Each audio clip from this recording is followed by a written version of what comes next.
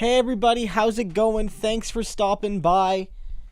Brianna just went to go feed Smokey. She's going to be back to talk for a little bit. Glad to have her aboard for this live stream. Weekly Wednesday night stream for those who are new.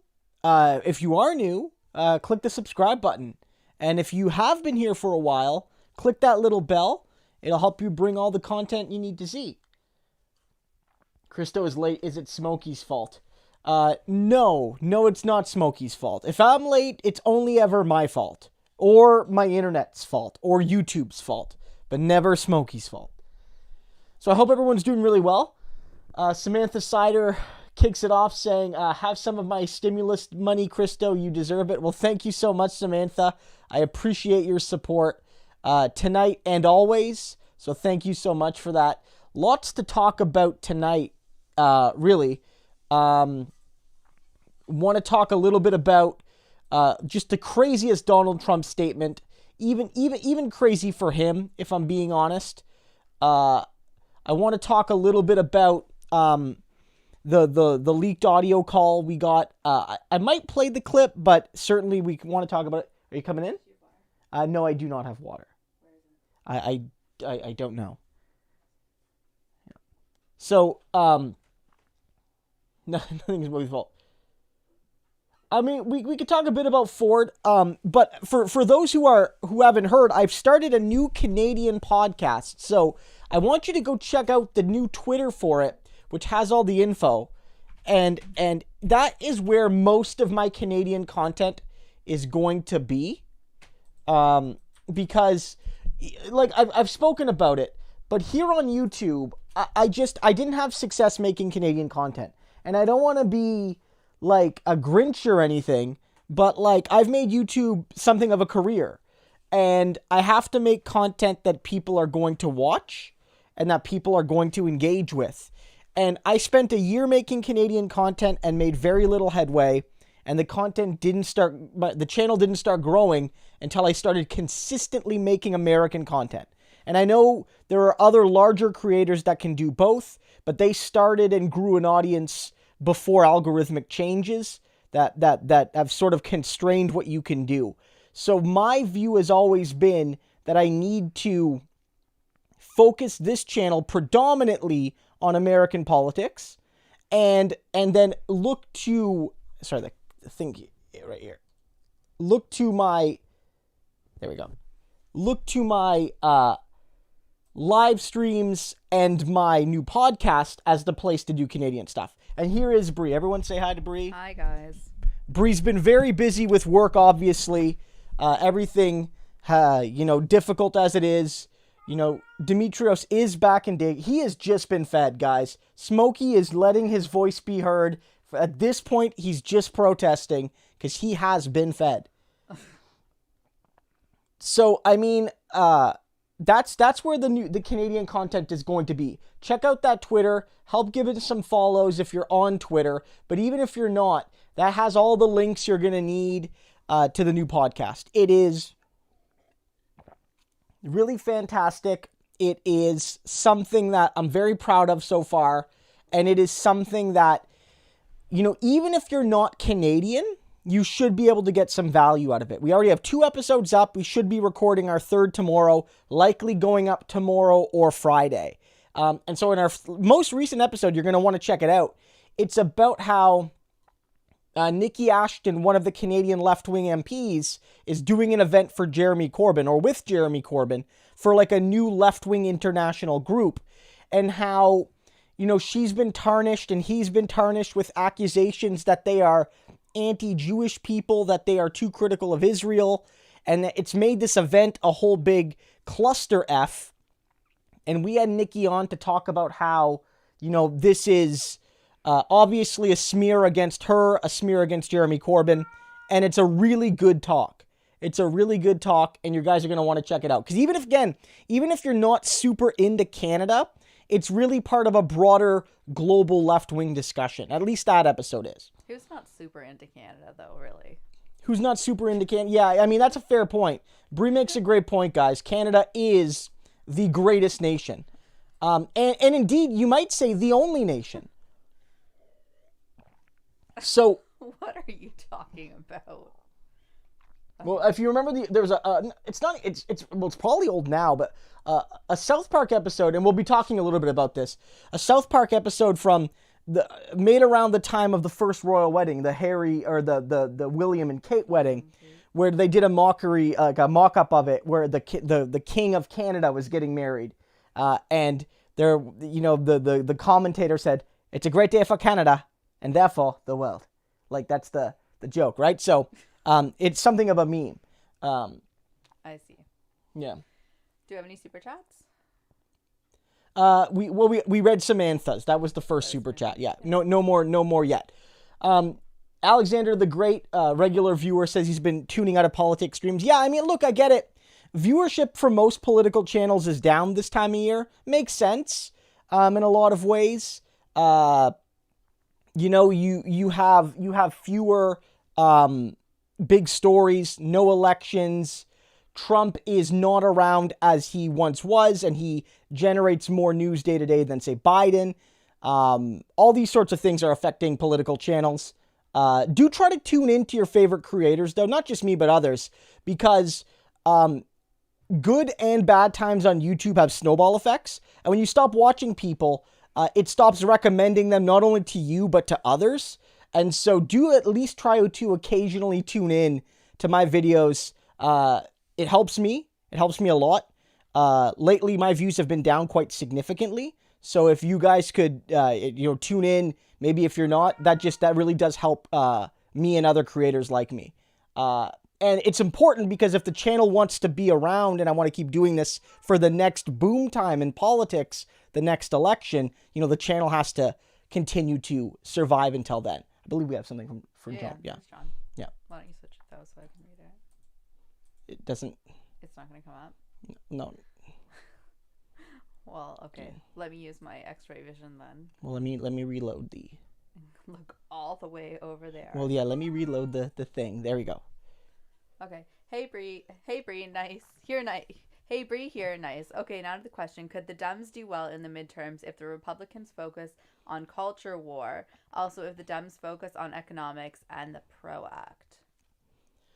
That's a good question, John. I mean, John and I and others as well on our chats have spoken about this, right? Where we've talked a little bit about how the Democrats could blow this, how the Democrats could, for example, really just make a mess of it and lose all the power they've gotten in the last election by the midterms, right? Because the reality is that fundamentally they don't have any wiggle room.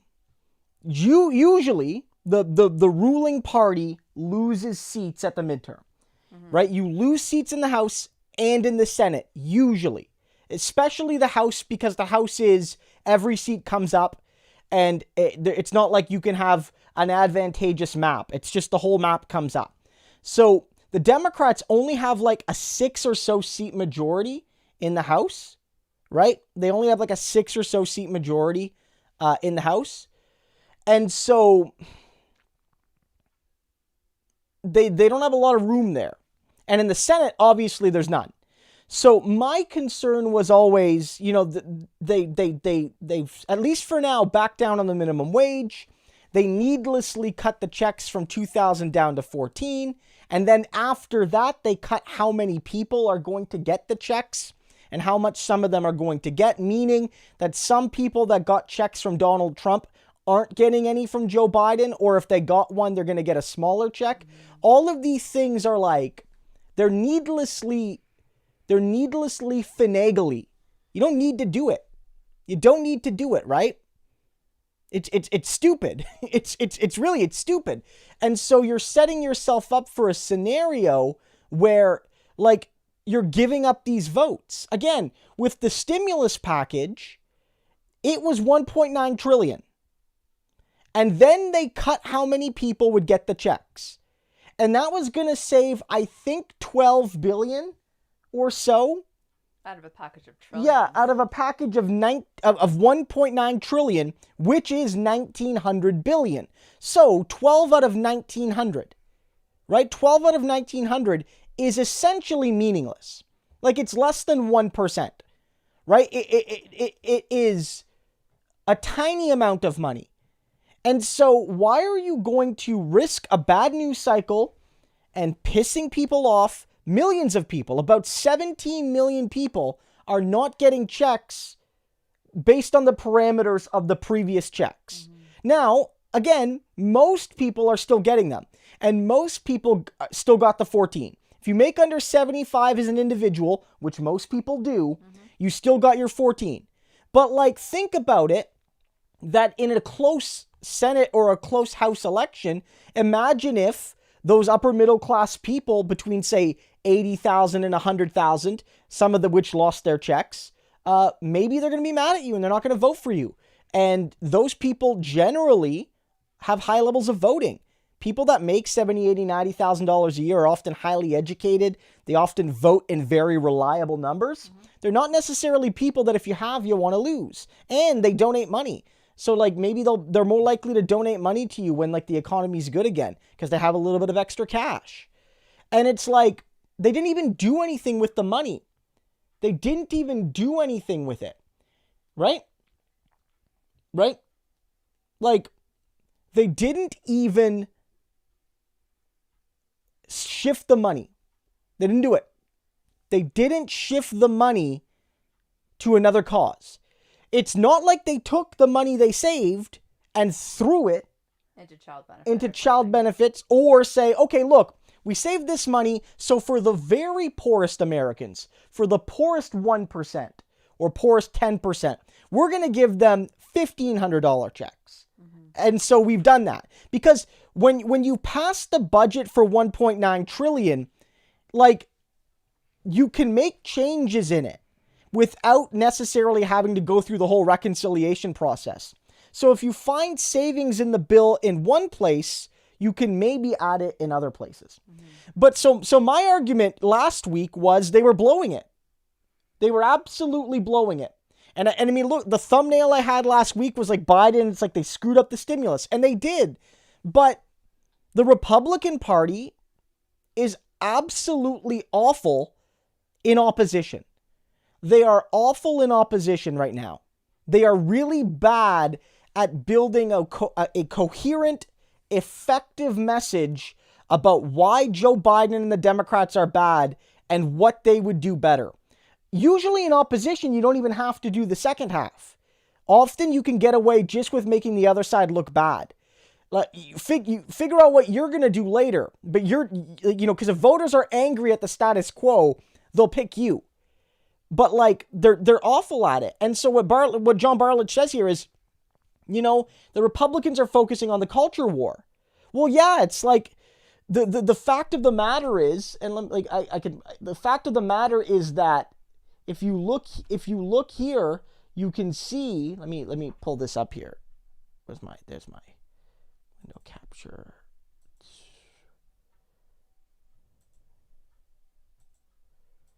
What are you doing? I'm pulling this up here. Like, look at this. This is polling from today. This was polling, done over the last couple days, but released this morning. I talked about this in my video earlier this afternoon.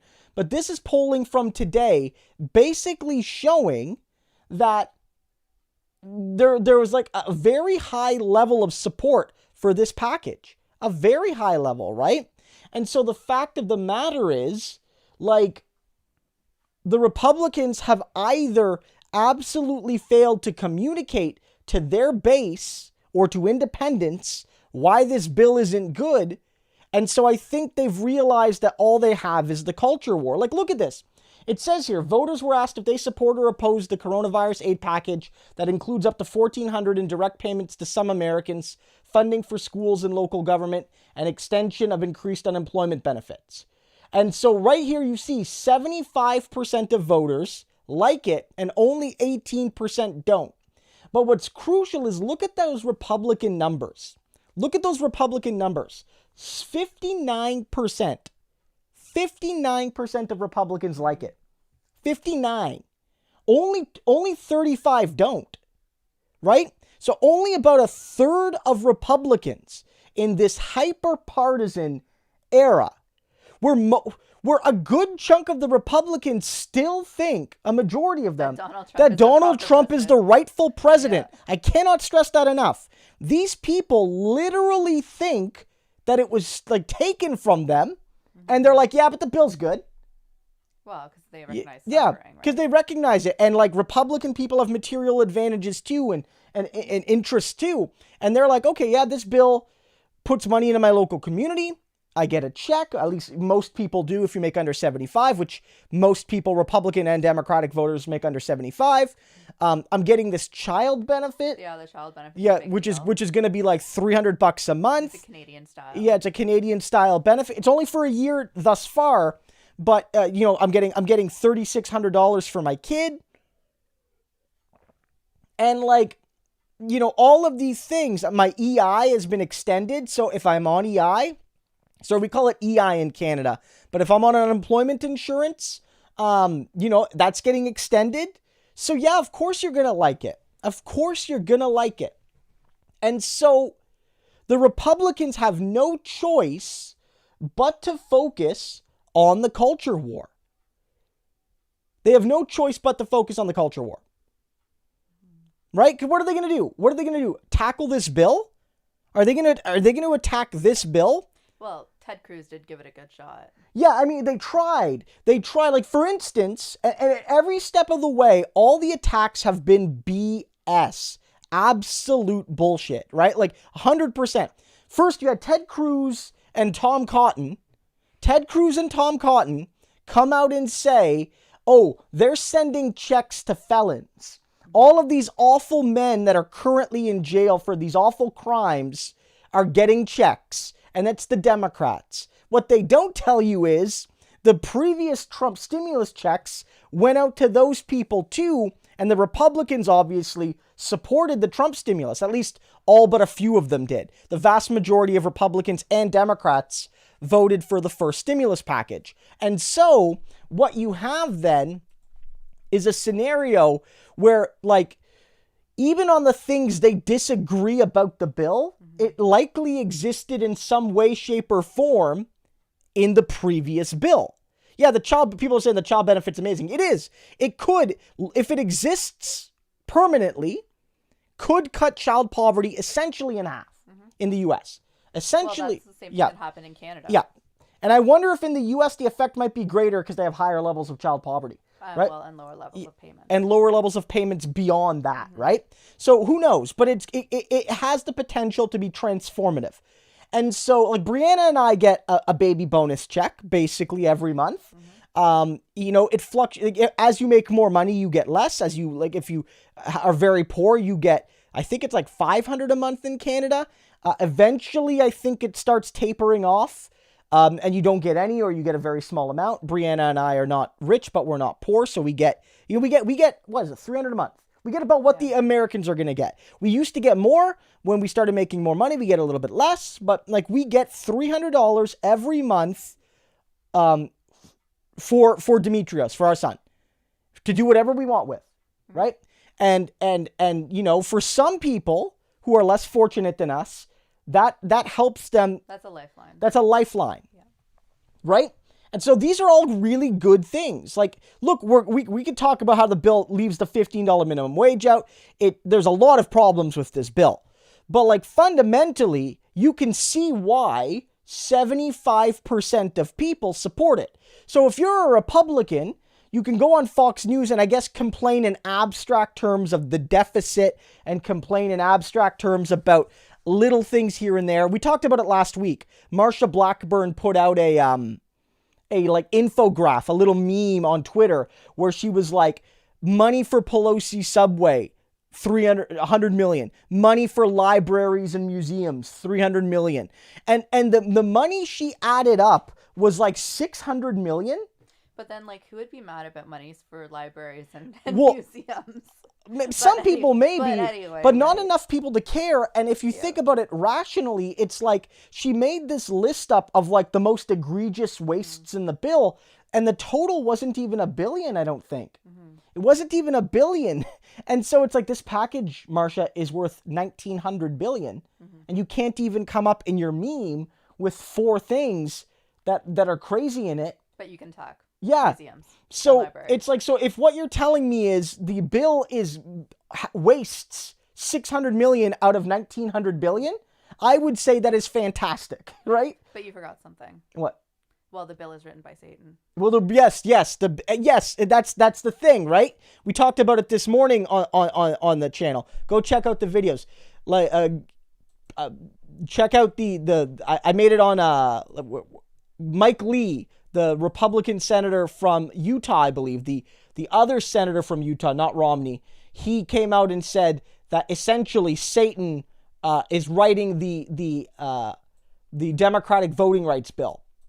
Right? That's a different bill, which is going to be more controversial and harder to pass. Oh, is it not this bill? No, but he might as well said that. And so this is all they got, guys. This is all they got. Like, the Republicans have nothing. They're like, oh, this wastes 0.1% of the bill. If you go to any business and you say to them that, like, oh, we did a project and it turns out that we wasted 0.2% of the project that we could have saved, any accountant would call you a god, right? Like, if you could be so efficient with your money that you spend $1 billion, like 1900 billion, and you can't even find $1 billion of waste, then you've done a great job, right? You've done a great job. So, in essence, this is all they got. They got, like, complaining about Dr. Seuss, complaining about Pepe Le Pew. We'll talk. I see David has a question on it. We see all these sorts of things, and, like, it just shows where they are. Now, maybe Republicans think it's going to work. Maybe they think it's going to work. Maybe they think complaining about the culture war, say books are banned when they're not even banned, maybe that's going to work. But I really doubt it. I really do. I really doubt it. I think, honestly, like John says, I know we've been kind of on John's question, but this is one of the things I've wanted to talk about, just in general on the stream, that, like, the Democrats, when they talk about these things, even if they don't do it perfectly, you can see how they build winning majorities. You can see it. You can see how, gasp, when you talk about things that matter to working people, you can win, right? Like, one of the things that even moderate Democrats are saying now is that they remember the mistakes of 2009 and 2010. The last time the Democrats had all three branches, right? And the last time that there was this big economic crisis. Mm-hmm. And with the stimulus package, they went too small. And they went too arcane. And what I mean by that is there was actually a lot in that bill. As small as it was, there was a ton of stuff in there. But the Democrats, looking back, said, we didn't do enough. And what we did was hard to communicate to people. Mm-hmm. We could not easily communicate to a Republican or independent voter, or even our own voters for that matter, why this bill helps them, how this bill helps them. We either couldn't do it or didn't do it, failed at doing it. And so this time, they've said, oh, Anmar says they're a member. Oh, Anmar, thank you so much for becoming a member. I do believe I saw that you joined a little bit ago. Thank you so much. I really appreciate that. And so I think that sending people checks and sending people a baby bonus and making it clear where the money is coming from really does set up a scenario where you can say to people, look what we did for you. And the Republicans, because last time Obama had to fight tooth and nail to get all these mythical Republican compromises, and he got some, made his bill bipartisan, which means the Republicans can, in a sense, take credit for it while still attacking it. Here, the Republicans, they're on the wrong end. 0 in the House, and then 0 in the Senate, and then 0 again in the House today when they voted on the bill. 0 Republicans went for it. 0. 200 plus in the House and 50 in the Senate. Not one of them voted for this bill. Not one. Not one. And 75% of voters support it and 60% of Republicans. They didn't vote for it. So I think the Democrats actually sort of got bailed out here. One, because they did make some correct decisions, even though they flubbed it. But the Republicans are doing even worse. They're doing even worse. Okay, do you want to move on? Yeah, well, we'll take a couple questions, and then I want to talk a little bit about this again, because I'll talk about an example that I pulled just before we started. Okay, so Samantha Sider with the super chat says, "Think Patrick Kane is the MVP if the season ended today." I have no idea what that means. Patrick Kane is a hockey player. I mean, Samantha, this year it's really hard. We're going to do a brief sports chat, folks. Sports chat. So this year in hockey, for those who don't know, they're doing they're doing like a 60-game season. Usually they're about 82 games. But the league is split permanently into 4 distinct divisions. And so all the Canadian teams are in one division, and the US is split basically east, west, and central. And so nobody is playing outside of their division. Every game the Leafs are playing are against the other Canadian teams for the entire season. It'll change in the playoffs probably, but for the entire regular season, the Leafs will only play like Vancouver, Montreal, Winnipeg, Ottawa, Calgary, Edmonton, etc. Right? It makes those sorts of comparisons even harder than normal. Right? Because in a regular hockey season, you play teams in your division more, but you still play tons of games against other teams across your conference and the league. So the Leafs will always play, a couple games against Vancouver every year. They'll play more games against Montreal, but they'll play games against most of the league every year. I don't think they play every team every year, but they play most teams every year. I'm just nodding because I have no idea what you're talking about. I zoned out a while So ago. I think it's actually really hard. I think it's really hard to make those sorts of decisions. And also there's this debate about MVP. And I'm of the mind that MVP is a misclassified award. It shouldn't be called MVP. It should be called best player. Because to me, being the most valuable player and being the best player are sometimes the same, but not always. So for instance, the best player is who you can, the sports writers or whoever decides thinks in this season who was the best player, right? However they want to define that. But you could be the best player and not be the most valuable. I would say, for instance, in basketball, that Steph Curry was never MVP over LeBron during the years where the Golden State Warriors and Cavaliers were going against one another. Because in all those years, LeBron was the only real deal star in his team, whereas Golden State had more of a super team. And so I would say that even in the years where Steph Curry might be better than LeBron, LeBron was more valuable because of the weight it would have on his team if he left or was injured or what have you. And that's my view. So it's hard to answer, but I certainly think he's a contender. Right? So yeah, Jason Kennedy's saying, this year, you only play your teams in your division, and you're playing them a ton of times. Like, the Leafs and Montreal are playing each other 10 times this year. It's a lot, right? Depending on the size of your divisions. They're all roughly equal, but a couple are bigger. So it's kind of like I'm the most valuable person in the household, and I'm the best player because without me, this whole thing falls apart. Well, I would say Dimitrios is best player, but you are MVP. Whatever. Dimitrios is clearly the best, but without you, Dimitrios and I would both be effed. So you're MVP. Yeah. Okay. Yeah. All right. Fine. Okay. Let's move on. So that was a good question, though, Samantha. Thank you. So Leslie Brown says, "Summer's around the corner. Sunblock starter fund for Brie. Ginger grade SPF 1000 missing." Oh, well, thank you, Leslie. I actually started. This is funny. I actually started using retinol on my face because I'm old. And then I went out in the sun today and I forgot about it. So I rushed back home to check to make sure I hadn't fried my skin, and it seemed to be okay. But definitely need to start using the sunblock.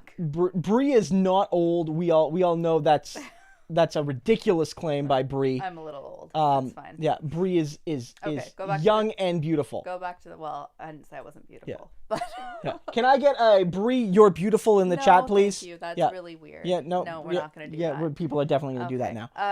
Next question. So David Vaspour says, I don't like that all the Pepe Le Pew legislation that Biden is signing. So what is that about? Okay, well, what David is referring to there is like all of this made up controversy, right?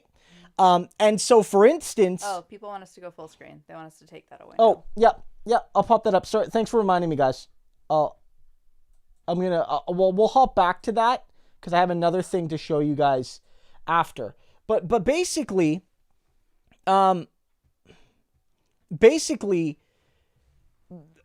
because of this culture war, the Republicans don't have much to criticize on. There's lots to criticize Biden on. Like, there's tons, but it's mostly from the left. Oh, Biden's not shutting down the child prisons. He's not. He lied. He broke that promise, or he's certainly not saying... He said he would close them immediately, and he hasn't. He has not. But the Republicans can't criticize him on that because the Republicans love mistreating immigrant children. So, like, there's nothing to gain for them there. The Biden's not moving on the minimum wage hard enough and fast enough. They can't criticize him on that. Republicans don't want a $15 minimum wage. Is this about Pepe Le Pew? Because I don't get what you're saying here. All these things, right? Oh, okay. And so they have to be like, Biden is banning Dr. Seuss. That's what they said. This was a thing like a week, for the last 2 weeks. It's basically been, or almost 2 weeks now. Biden is banning Dr. Seuss, apparently, right? Biden is going around banning books. That's what they'll tell you. It's not true, though, right? Like, it's objectively not true. It is, Biden didn't mention Dr. Seuss in a speech where Obama and Trump did, and some people construe that as Biden banning Dr. Seuss. Dr. Seuss has not been banned. The Dr. Seuss publishing company decided to, on their own, retract 6 books from active print because they feel that they have racially tinged themes and art, and some of them do, right? Not all of them, but some of them do. And so they made that decision. The private company made a decision to pull its own works. It was not censorship. It wasn't even like, a boycott. None of that happened, right?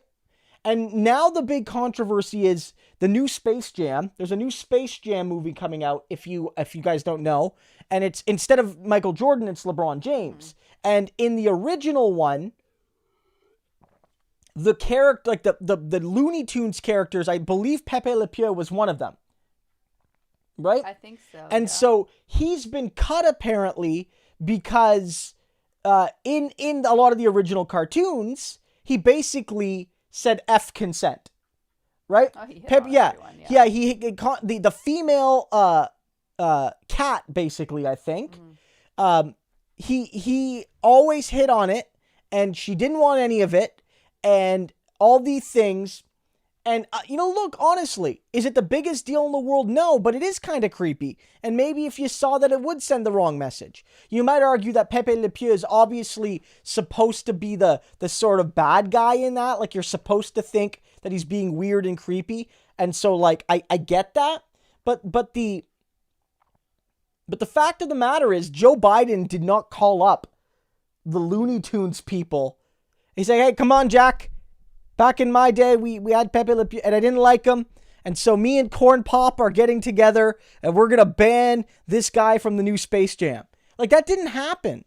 But if the stimulus bill is popular, and all the bill really is about, for the most part, is money to people and businesses and communities that are hurting from COVID, then how are you going to talk about it? They had a clip today. They talked about it for a couple minutes today when it passed on Fox, and then jumped right back into the culture war. They got nothing else. Okay, you want to move on to the next one? Yeah. Okay, Irene Young says, what do you think about the school reopening for the current time? I mean, that's an interesting question.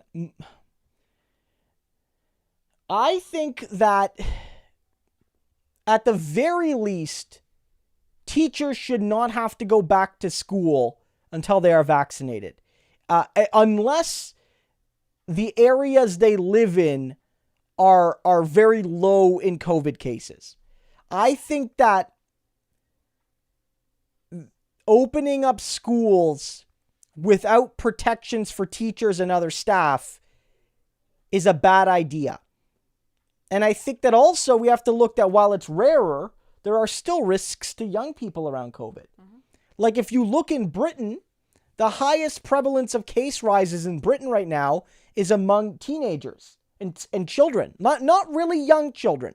Children under 5 are often significantly less likely than other children to get it. But like children in that like 5 to 18 range are getting it a lot now because schools are open, mm-hmm. right? And so I'm of the mind that we should still be cautious around school openings. That's my view. That's my view.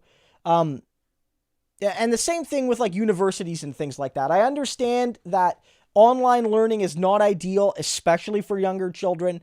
I understand that it's extremely difficult to work and to do all those sorts of things if you require being home. But I think the push to open schools is a mixture of trying to show that we're getting back to normal.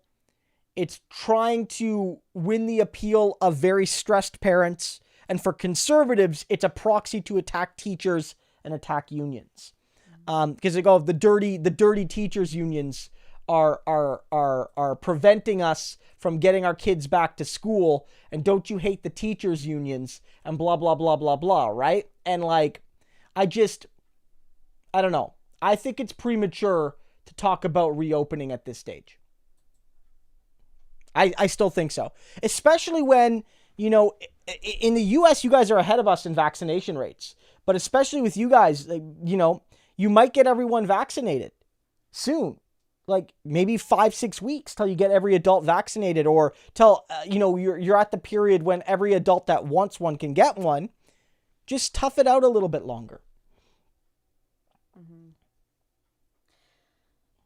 Okay, do you want to move on, or do you want to? Yeah. Okay. Yeah.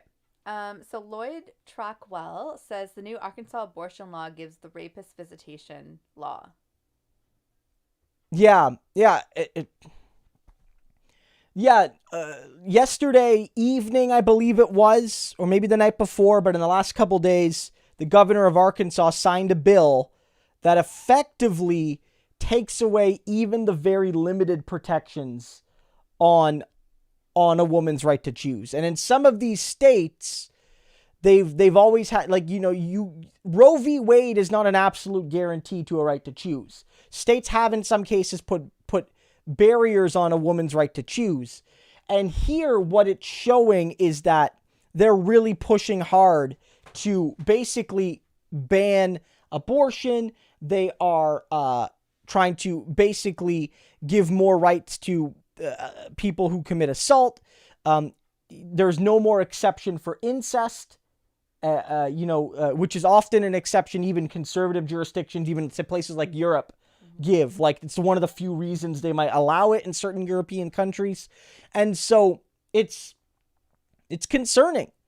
And my fear is that under current law, it's likely not legal. Under Roe v. Wade, such an unreasonable restriction is not legal.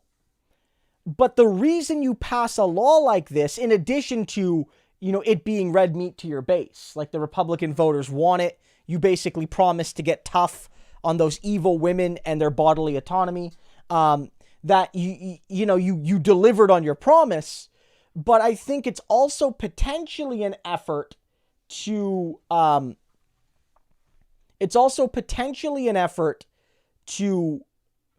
move this up the courts. Mm-hmm. So they pass a law that they know will be challenged, and rightfully so. And then it'll go to the courts, and almost certainly something like this could end up at the Supreme Court. And right now the Supreme Court is 6-3 conservative. And so this could be used as a way to maybe not eliminate Roe v. Wade, but to establish that this sort of bill is constitutional. And then you'll see other red states follow suit. And that's my concern.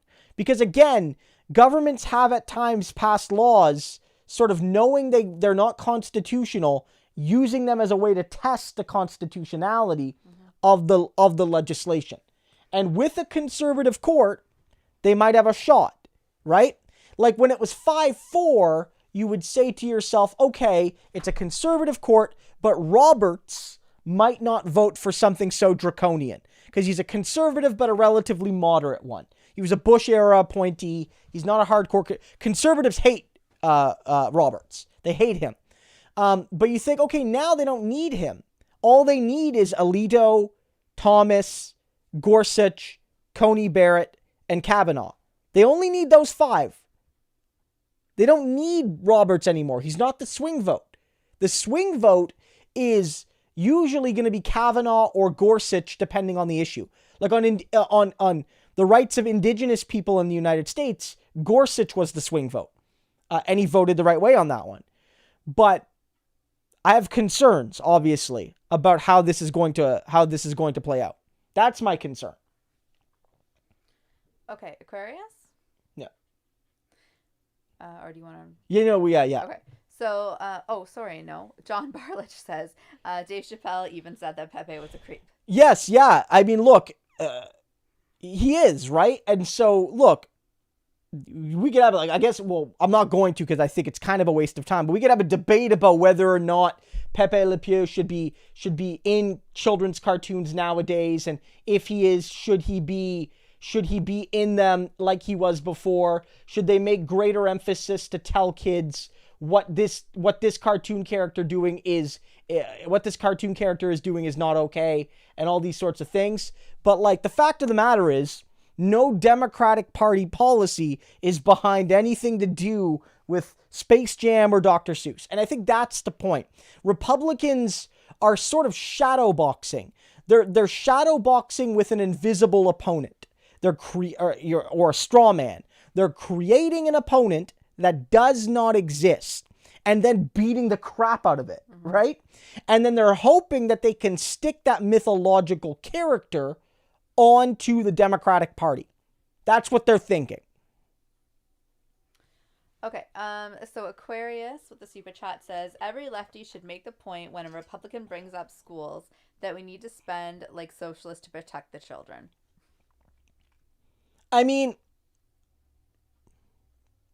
so, yeah, I agree. I mean, look, the reality is that in some places they're opening up schools and they're opening up restaurants, but they haven't made teachers and service workers priorities. And that's putting them at risk. Like in New York, even like Cuomo, Cuomo, resign Cuomo. Can I get a resign Cuomo in the chat, please? So Cuomo needs to go, but before this new round of scandals around him basically harassing every woman in the New York state government, he was like, look, we're going to start reopening restaurants. And then a journalist was like, well, are you going to make waiters and waitresses and all these people COVID priorities for vaccines? And he got mad. I mean, he got a lot of heat for it and backed down and did. But it's like, look, if you're not going to make teachers priorities, you're not going to make service workers priorities, then you have no reason to demand the schools open. Anything less than that is putting them at risk. Oh, one thing people often remind me, if you guys could click the like button, that would be very appreciated. When you like it and you comment on it, it tends to suggest the video to more people, the live stream to more people. So thank you so much. MN wants to know why I don't have a mic. Brianna doesn't have a mic because I do not have a setup for it yet.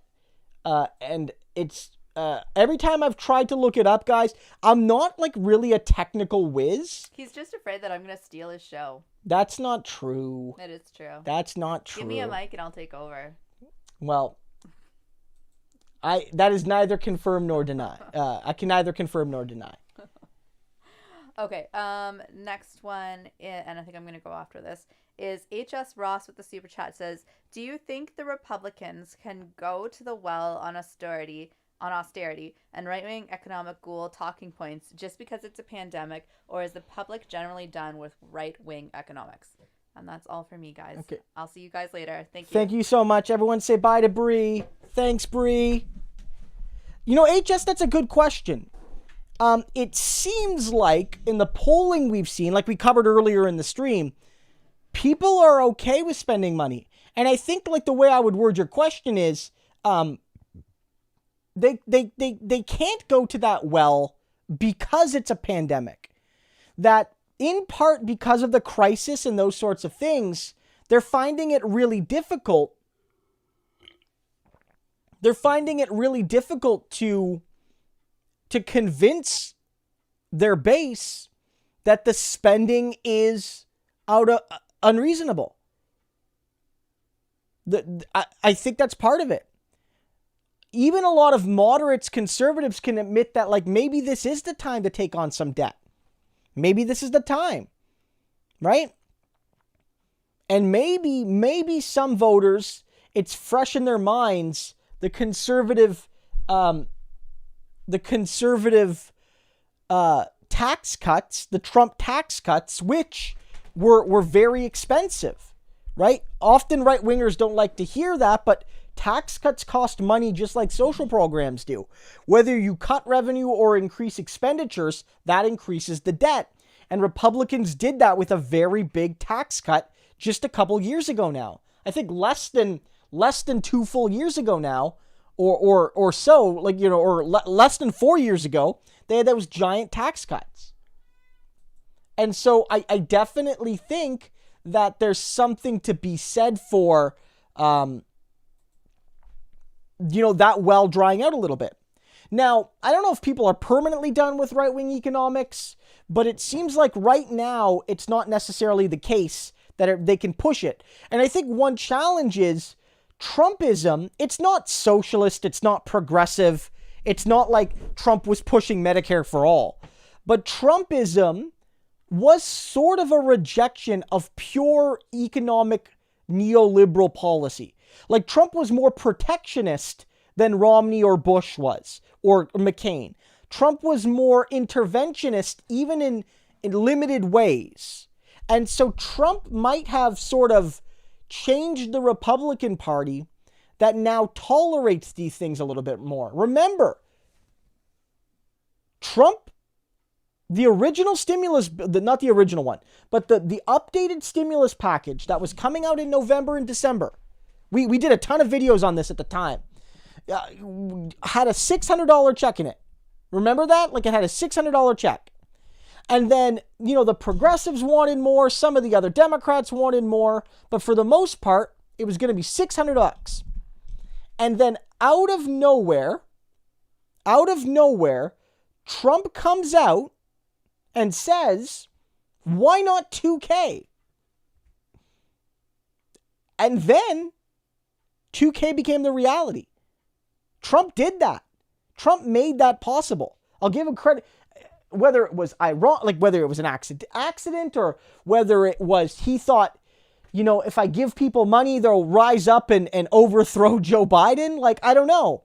But the fact of the matter is when he said that, 40 some Republicans in the House voted for the new package because they did not want to stand against Trump. They voted for $2,000 checks. They didn't this time.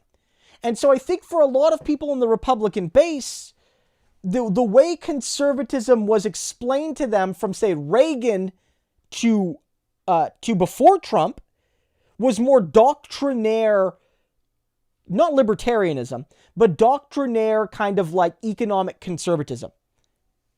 And Trump is a little bit more eclectic. Again, I'm not calling him a progressive, huge tax cuts for the rich, all these sorts of things. But like, he wasn't afraid to cut some checks and send people some money. Put his name on the checks. We talked about that. No one watched that video. Guys, go watch that video. But I made a video about how Trump putting his name on the checks was ego-driven, but it was smart politics. Smart politics. Biden's not going to put his name on the checks. Stupid politics. Right? And so Trump has changed the Republican Party, and I think it's made the average MAGA voter more open to non-traditional conservative economics, even if that was an accident.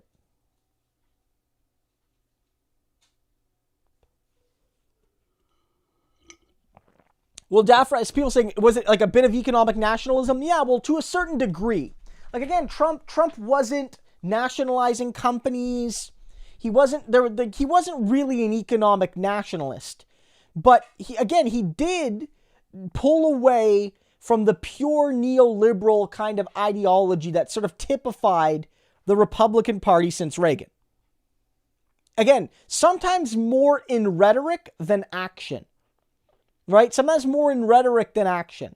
Like, in a lot of his actions, he was a standard Republican on economics, right? But, like, the way he talked about things was very different. And that will shape how Republican voters who heard Trump more than they saw the nitty-gritty of his policies will think about the world and think about economics. Right? And so, I don't know if they're done with it, but at least for now, it's not working. At least for now, it's not working. And I think part of it is the Democrats did a better job this time than back in 08-09, showing people how the $1.9 trillion will benefit them directly. And that's a key package. Even if you're an economic conservative, that $1,400 check, extra EI, and more money for your family, those things are going to matter to you. And you might say to yourself, oh, I'm an economic conservative, but at the end of the day, $1,400 does sound pretty nice. I'm an economic conservative, but my child does need new clothes. They're growing fast. I'm an economic conservative, but, you know, the nature of COVID has made my industry weaker, and through no fault of my own, I'm unemployed. I could use that extra money. I could use more money longer for unemployment. Right?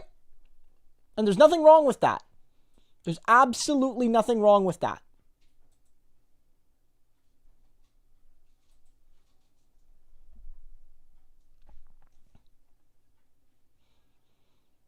HS with a follow-up here, he says, did Bernie agree to take the $15 minimum wage out of the relief bill before the standalone vote on the minimum wage that lost? If so, why? Not quite. What happened was the original bill, which passed in the House, mind you, included the $15 minimum wage. You know, the $15 minimum wage, I believe, by 2025, right? Like it's a phase-in. And that bill passed and went to the Senate. And when that bill went to the Senate, the parliamentarian, an unelected, appointed, no one gives a fuck who they are most of the time, except for now, apparently, parliamentarian was like, nah, you can't put it in. And that was the wrong decision. That was the wrong decision because generally, my interpretation is it has to have a noticeable, budget effect, a clear budget effect to be in a budget reconciliation bill. And the Parliamentary Budget Office said it did. Now, I think they made the wrong analysis, the Budget Office. They said it would increase the deficit. I think it would actually decrease the deficit. But when they said it would increase the deficit by a couple dozen billion, Bernie had all the proof he needed, and the parliamentarian had all the proof they needed that this bill should have been includable. This portion of the bill should have been includable in the overall $1.9 trillion package. But the parliamentarian ruled no. And the real issue here is that Joe Biden and Kamala Harris didn't flex their muscles to keep it in the bill. And so because of that, Harris, sort of dropped the ball. In essence, the parliamentarian is not some god or goddess, right? They're not. They are an advisor to the president of the Senate, who is the vice president of the United States. Like, that's one of the roles that the VP plays, is that they are president of the Senate. They preside over it. They are, in a sense, the boss of the Senate, for lack of a better term. And basically, Harris is the one that makes that ruling. So she can overrule the parliamentarian. She can say, thank you, Ms. Parliamentarian, but you're wrong here, and I overrule you. Or you could fire that parliamentarian and hire another one that does agree with you. And she chose not to do that. And when that happened, it basically meant that to get the minimum wage back in, you needed 60 votes. So the way it would have worked is, for example, if Harris overruled the parliamentarian, then to overrule Harris's overruling, you would have needed 60 votes against her. So that's why when they had the vote on the minimum wage, Bernie needed to get to 60 votes to get it back in the bill. Now, they only got 42 because 8 Democrats sided with the Republicans against workers and against the poorest Americans. But the fact of the matter is, it wasn't Bernie's fault. Bernie and other progressives got that into the original bill. It went through the House and passed with the $15 minimum wage. It went to the Senate. The parliamentarian took it out.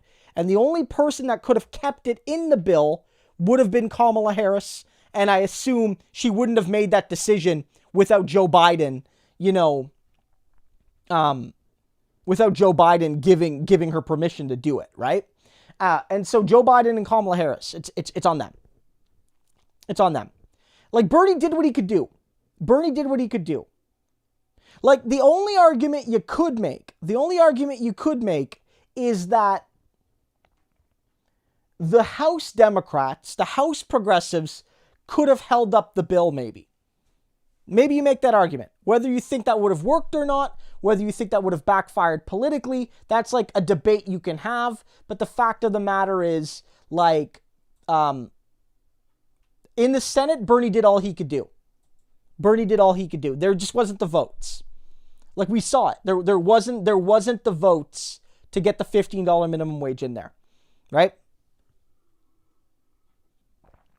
Like, unless Harris would have overruled, and that would have forced maybe Sinema or Manchin to make a choice. And the other, do you vote down the whole package or do you swallow it with the $15 minimum wage?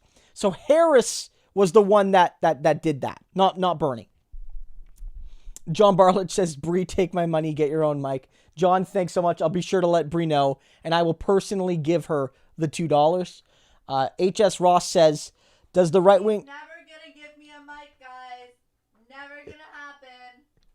She says, Bree just said, thank you so much. I'm very appreciative.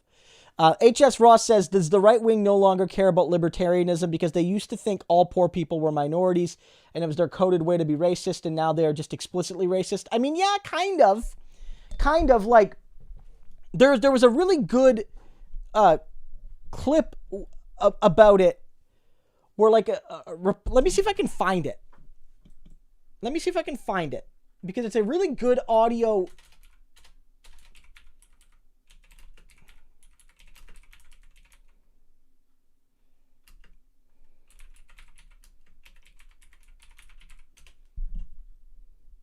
Okay, so this is...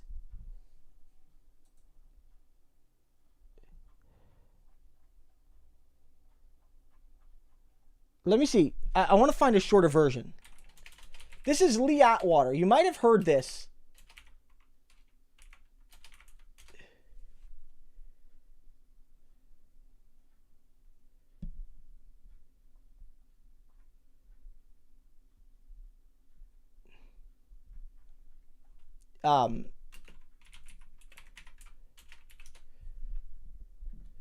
Or I can at least...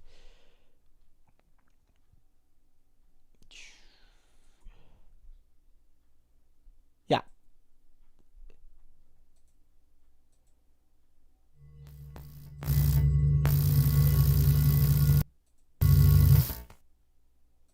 Okay. So let me pull this up here.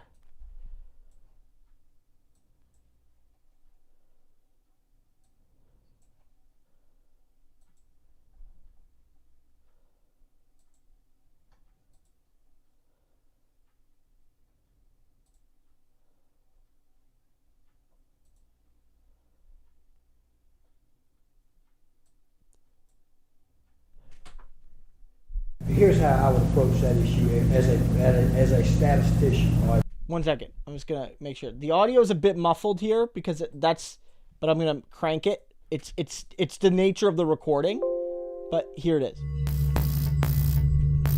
So listen, So in 1981, the legendarily brutal campaign consultant Lee Atwater was working in Ronald Reagan's White House. In this audio, he made public for the first time ever how Republicans can win the vote of racists without sounding racist themselves. I would approach that issue as a statistician or a political scientist, or no, as a psychologist, which I'm not, is how abstract you handle the race thing. In other words, you start out, and now y'all aren't quoting me on this. All right, I won't hear it. He said, you see that? You got to be abstract with the racism. You have to be abstract with it. You start out in 1954 by saying nigger, nigger, nigger. We're already demonetized for this one. But what he's saying there is in the 50s, in the 40s, 50s, whatever, a lot of conservatives would just say the N-word. And again, be explicitly racist. But that started to become uncool. In 1968, you can't say nigger. That hurts your backfire. So you say stuff like forced busing, states' rights, and all that stuff.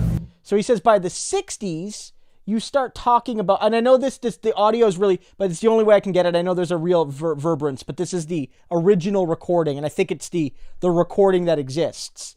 He now says you start talking about forced busing and all these sorts of things, right? So this is what Joe Biden did.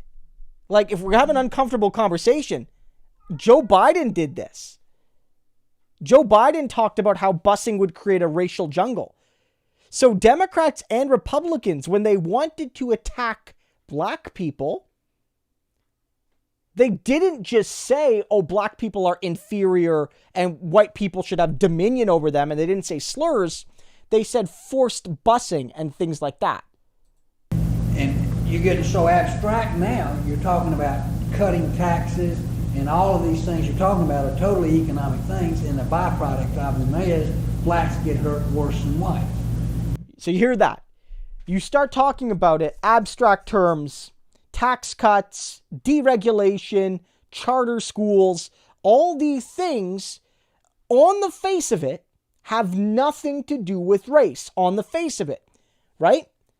But the effect is that the benefits go overwhelmingly to whites and the pains go overwhelmingly to blacks.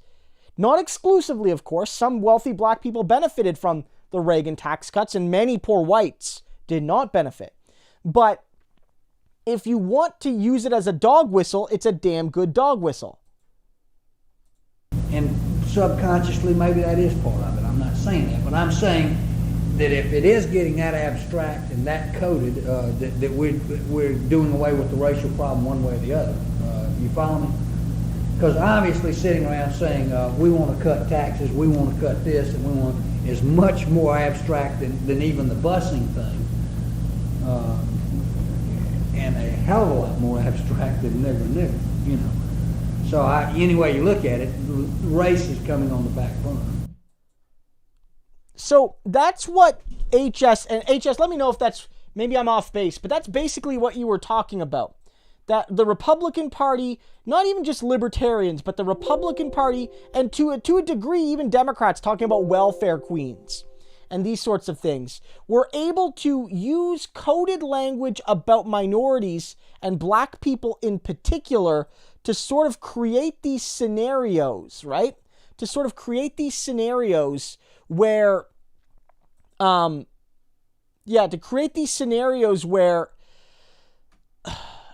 you could be racist without being like racist. Also, one thing, guys, just, So like, that's the way you could do it. Now, HS is asking, have they sort of abandoned that and just started to be racist again?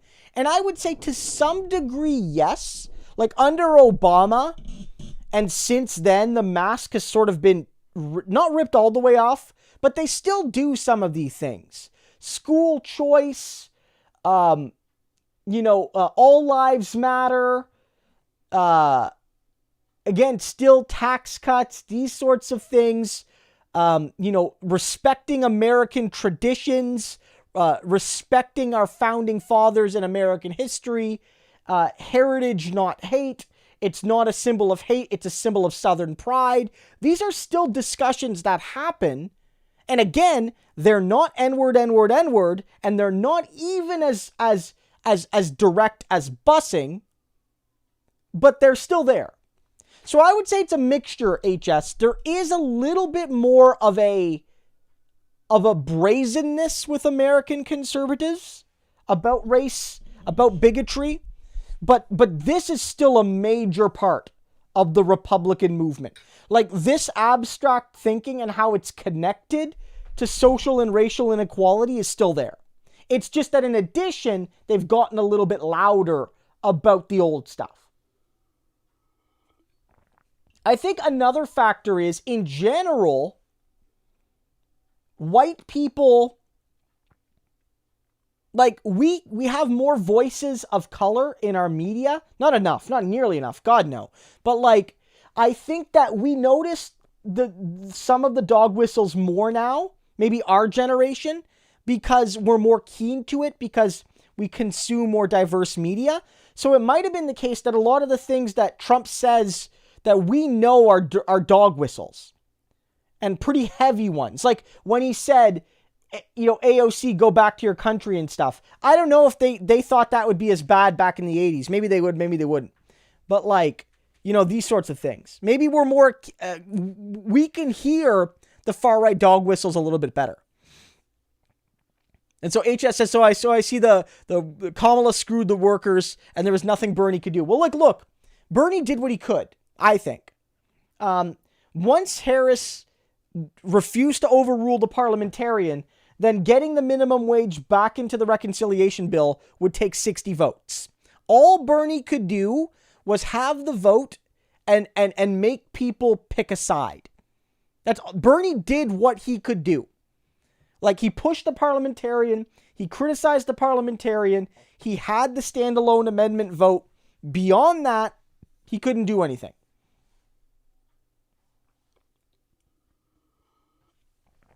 John Bartlett says, dude, not giving your wife a mic on International Women's Month. What the F? Sorry, John. You're right. I do hate women. Do you guys remember that clip of Bernie? See if I could find it. Where somebody did somebody found this old clip.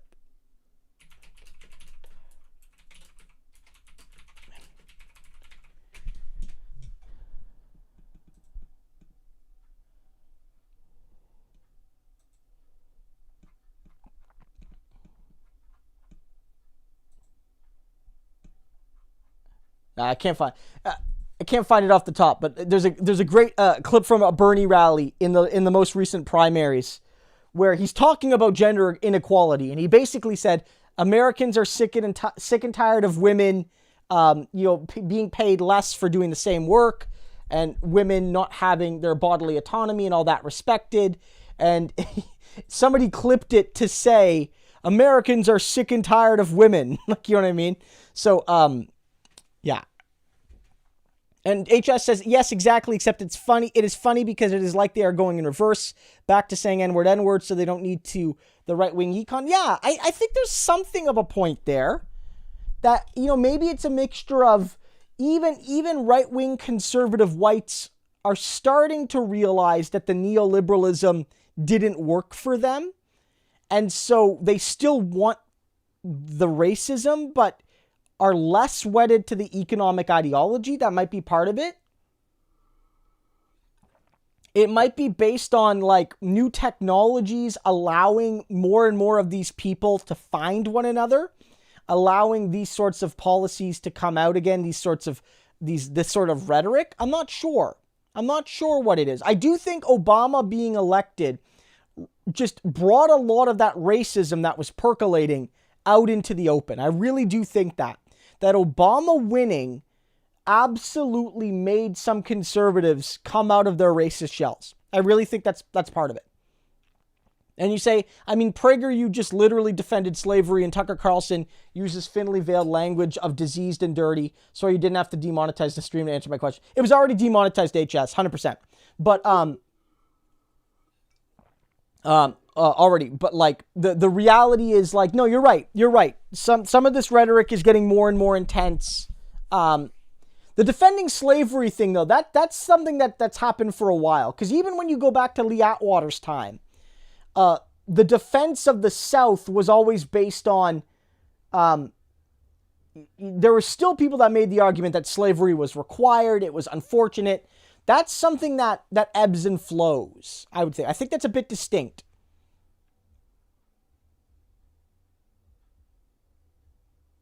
Yeah. Well, somebody's going to use that clip against me. Well, I don't know. If people, like, one thing I'll say is that, you know, if you guys want to make clips of my streams and whatnot, feel free to do so.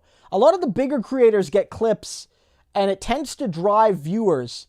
And so if you guys want to clip your favorite parts of these streams for people, feel free to do so. You know, share them around. A lot of people aren't necessarily willing to sit through, you know, what I do a basically 2.5 hour stream once a week. They might not be willing to do that, but they might see a clip and become interested. What was I going to say? So one thing I wanted to talk a little bit about this, and this kind of goes back to,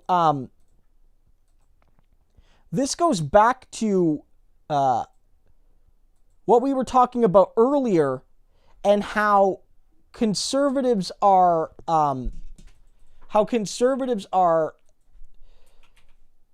like, totally lost on what to do with this COVID bill, right? Because they all voted against it. They all voted against the COVID bill. Again, every senator and every member of the House Republicans twice voted against it.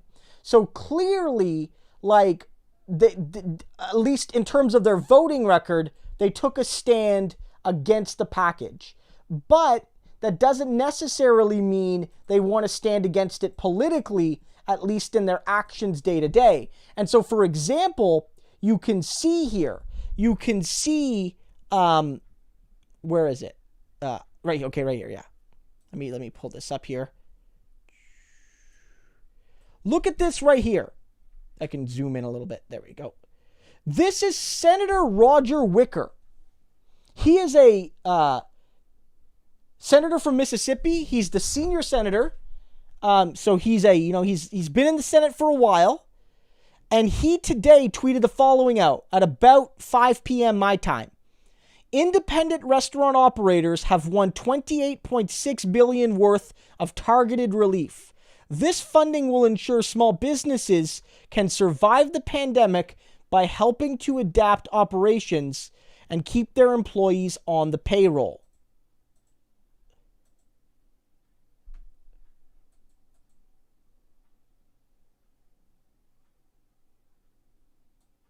Right? The thing is, this MFer voted against the bill. This Senate, we know that because every Republican senator and every Republican in the House voted against it. So this guy hops onto Twitter, or his staffer does, or whatever, and says, look at this great bill we supported. So obviously he's gotten ratioed here. Look at that. 6,100 quote tweets, only 3,200 likes. The reality is, he is still bragging about the bill. Like, if you look here on Twitter, if you look at my trends, like my personalized ones, you could see you voted no. This is aimed to him. You voted no, all in caps. Mississippi Senator Roger Wicker touts benefits to small businesses as part of the $1.9 trillion COVID relief bill, which he voted against as it passed through Congress on Wednesday. So again, I cannot stress that enough. I cannot stress that enough, that he is basically promoting the bill. He knows that it's got 75% approval rating. He knows that. He knows that that small restaurateurs in his district and in his state, they want this because they need it. So he wants to be able to vote no because he doesn't want Trump or anybody to go against him and get his ass primaried. But then he wants to go to his people and say, look, the Senate as a whole, who cares who voted for what? Don't worry. Don't worry about it. The Senate as a whole, of which I am a member, got you $28.6 billion for your industry. Right? Like, the hypocrisy is astounding. It's baffling. It's baffling. And to my knowledge, I don't even think, like, he put this in as an amendment. Like, at the very least, I think Susan Collins, for instance, ultimately voted against the bill. But then at least I think she actually put in an amendment with Joe Manchin that passed. So maybe if you're like Susan Collins or Lisa Murkowski and you proposed an amendment that got accepted and made the bill better, you might then be able to say to people, look, I ultimately voted against the bill, but even though I voted against it, I made it better. To my knowledge, he did not do anything here. He did not do anything here. So what he's admitting to, and it won't matter because no one gives a fuck who Roger Wicker is, and the news cycle moves so fast. The fact of the matter is that he is 100% admitting that this is a good bill and he shouldn't have voted against it. Right? That's the fact of the matter here. Let me fix. Okay. Let me see. Okay, HS says, yeah, but PragerU went all the way to quoting Robert E. Lee saying slavery was good for black people, which seems like an intensification. Although Cliven Bundy was doing the same also post-Obama. HS, you're 100% right. Let's actually take a look at this video. Because honestly, it's baffling. For those that don't watch PragerU, and I don't. But if you go and you look this up, if you go and you look up PragerU and you look at this video, like it's so crazy to me because it is, where is it? Do they still have it up?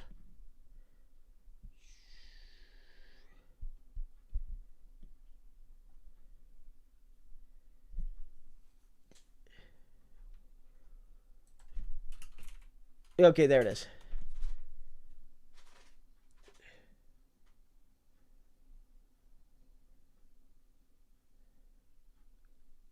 They might have taken it. Did they take it down?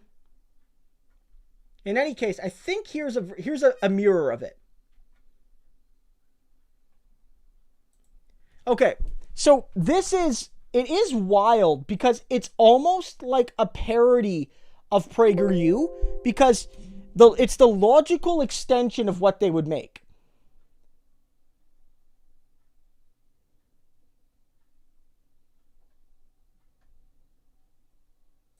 Who was Robert E. Lee? Right? Like, it's like something they would make doing this. Now, they deleted this video because it's that bad. PragerU was like, holy fuck, this is embarrassing. So, like, let's watch this.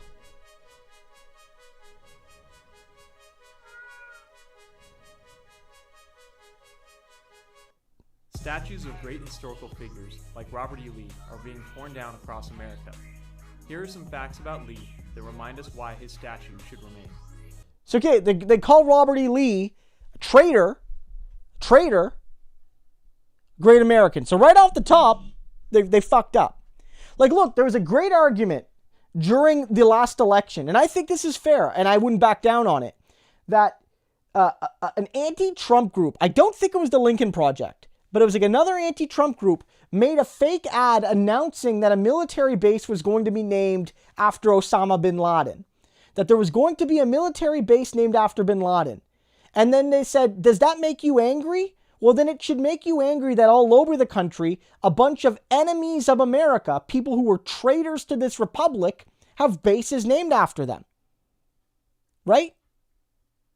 And so, like, Robert E. Lee is a traitor. Like, why is Robert E. Lee considered a hero, but George III isn't? Robert E. Lee was connected to George Washington through his father, Light Horse Harry Lee. Okay, so you can see what they're doing here. They are literally making like a racial blood monarchy type argument, which is ironic as fuck considering they're talking about a guy who, whatever you think of Washington, who in many ways was also a monster, let's be honest, like fought a war against the monarchy. And so basically what he's saying here, what this narrator is saying, is Robert E. Lee is good in part because he has the royal blood of Washington coursing through his veins. Right? Right? That's what he's saying here. It's not an argument. It's not an argument. The only argument there, quote unquote, is that he's got the same genetics, or he shares a minor amount of genetics with a guy who we still like.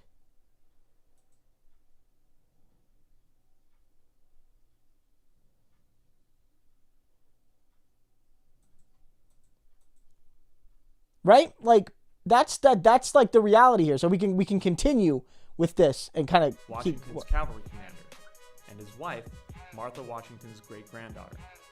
Lee's home at Arlington House. So you see right there, they continue that argument, right? They say that he's connected to both Marshall Washington and George Washington, who are the founding family, I guess you might say, of the United States. At least that's the implicit argument.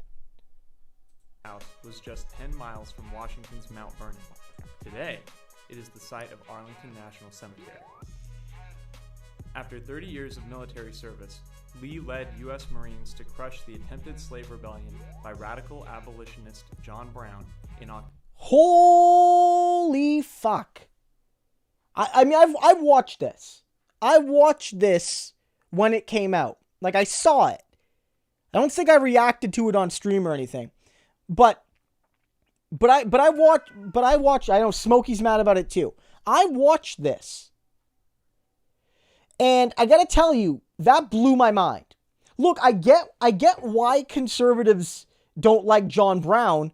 John Brown is objectively good, and they hate things that are objectively good. John Brown, for those who, this doesn't really go into it, but John Brown basically led a rebellion and ended up giving his life for the liberty of slaves, of black people, and is a hero in a lot of ways. He's a hero. He's a martyr for freedom and for racial equality. John Brown's a good man. But, you know, he was, you call him a traitor to the United States as well.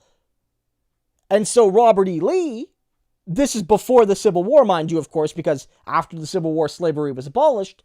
Robert E. Lee, when he was still loyal to the United States, I suppose, helped to defeat John Brown for the crime of hating slavery. This is like October 1859.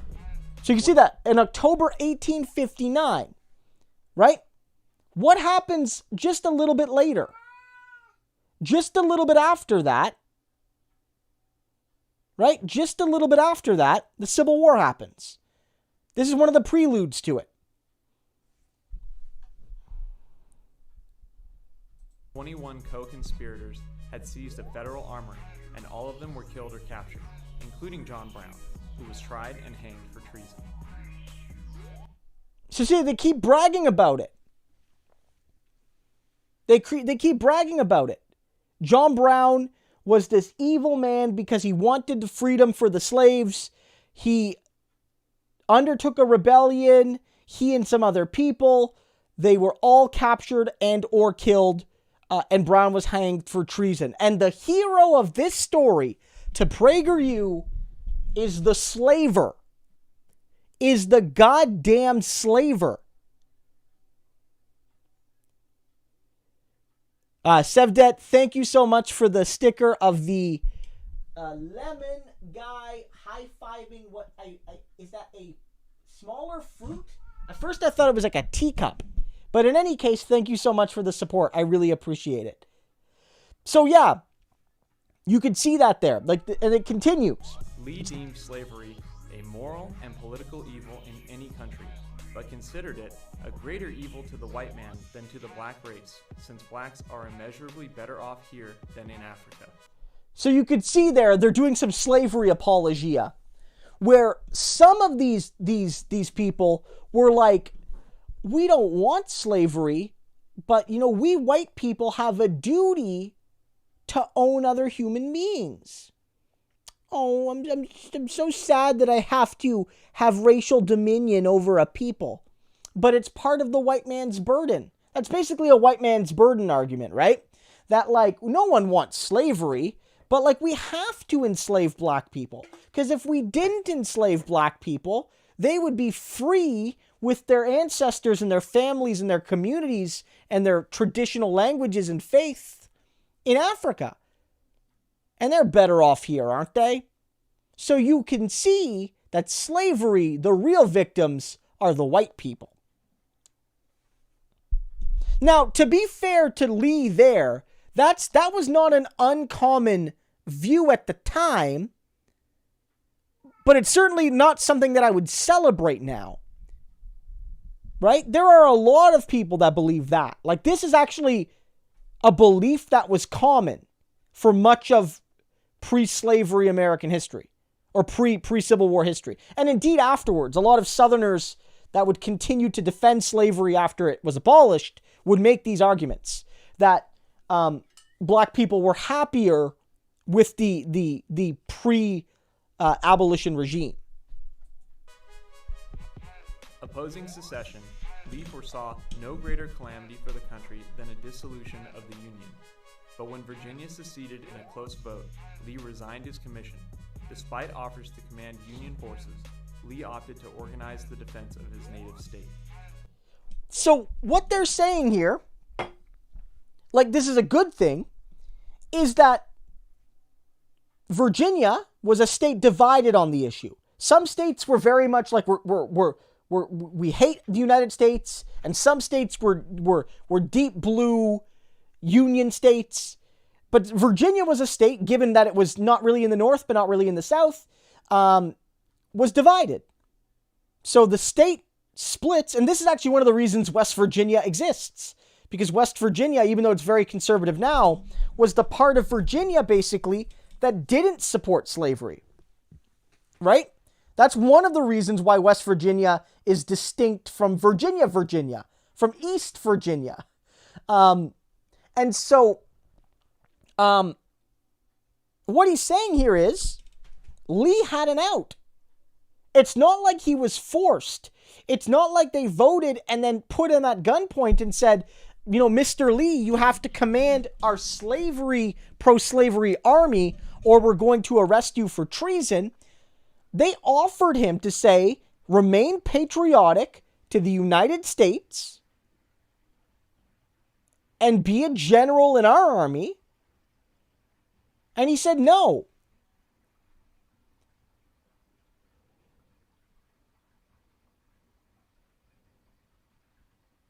Right? After 4 years as Confederate commander, Lee became an icon of reconciliation upon his surrender. As president of Virginia's Washington College, he favored education for freed slaves but opposed their right to vote. I mean, why does that make him great? Because it kind of says, we need to make him great. And look, again, there were a good amount of people, even people that believed in abolition, that did not necessarily, at least initially, believe in full equality. There were some people that said slavery is wrong, but racial inequality is okay. And so they envisioned a scenario where there would be no more slaves, but only white men could vote. There were lots of people that believed that. So again, that doesn't make Lee especially evil for that viewpoint, but why are we celebrating it? Again, this is not a history video on Lee.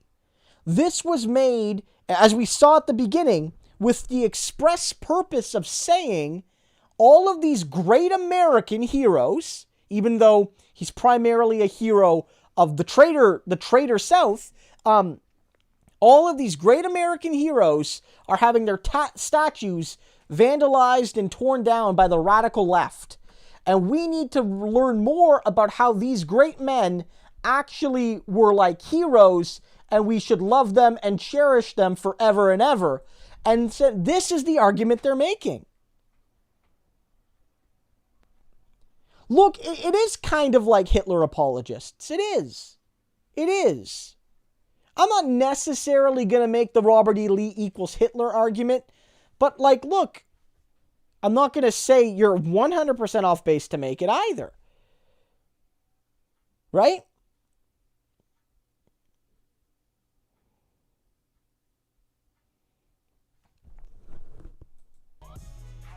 Lee died from a stroke in 1870 and is buried beneath Lee Chapel in what's now Washington and Lee University. His legendary warhorse Traveler rests in a plot nearby.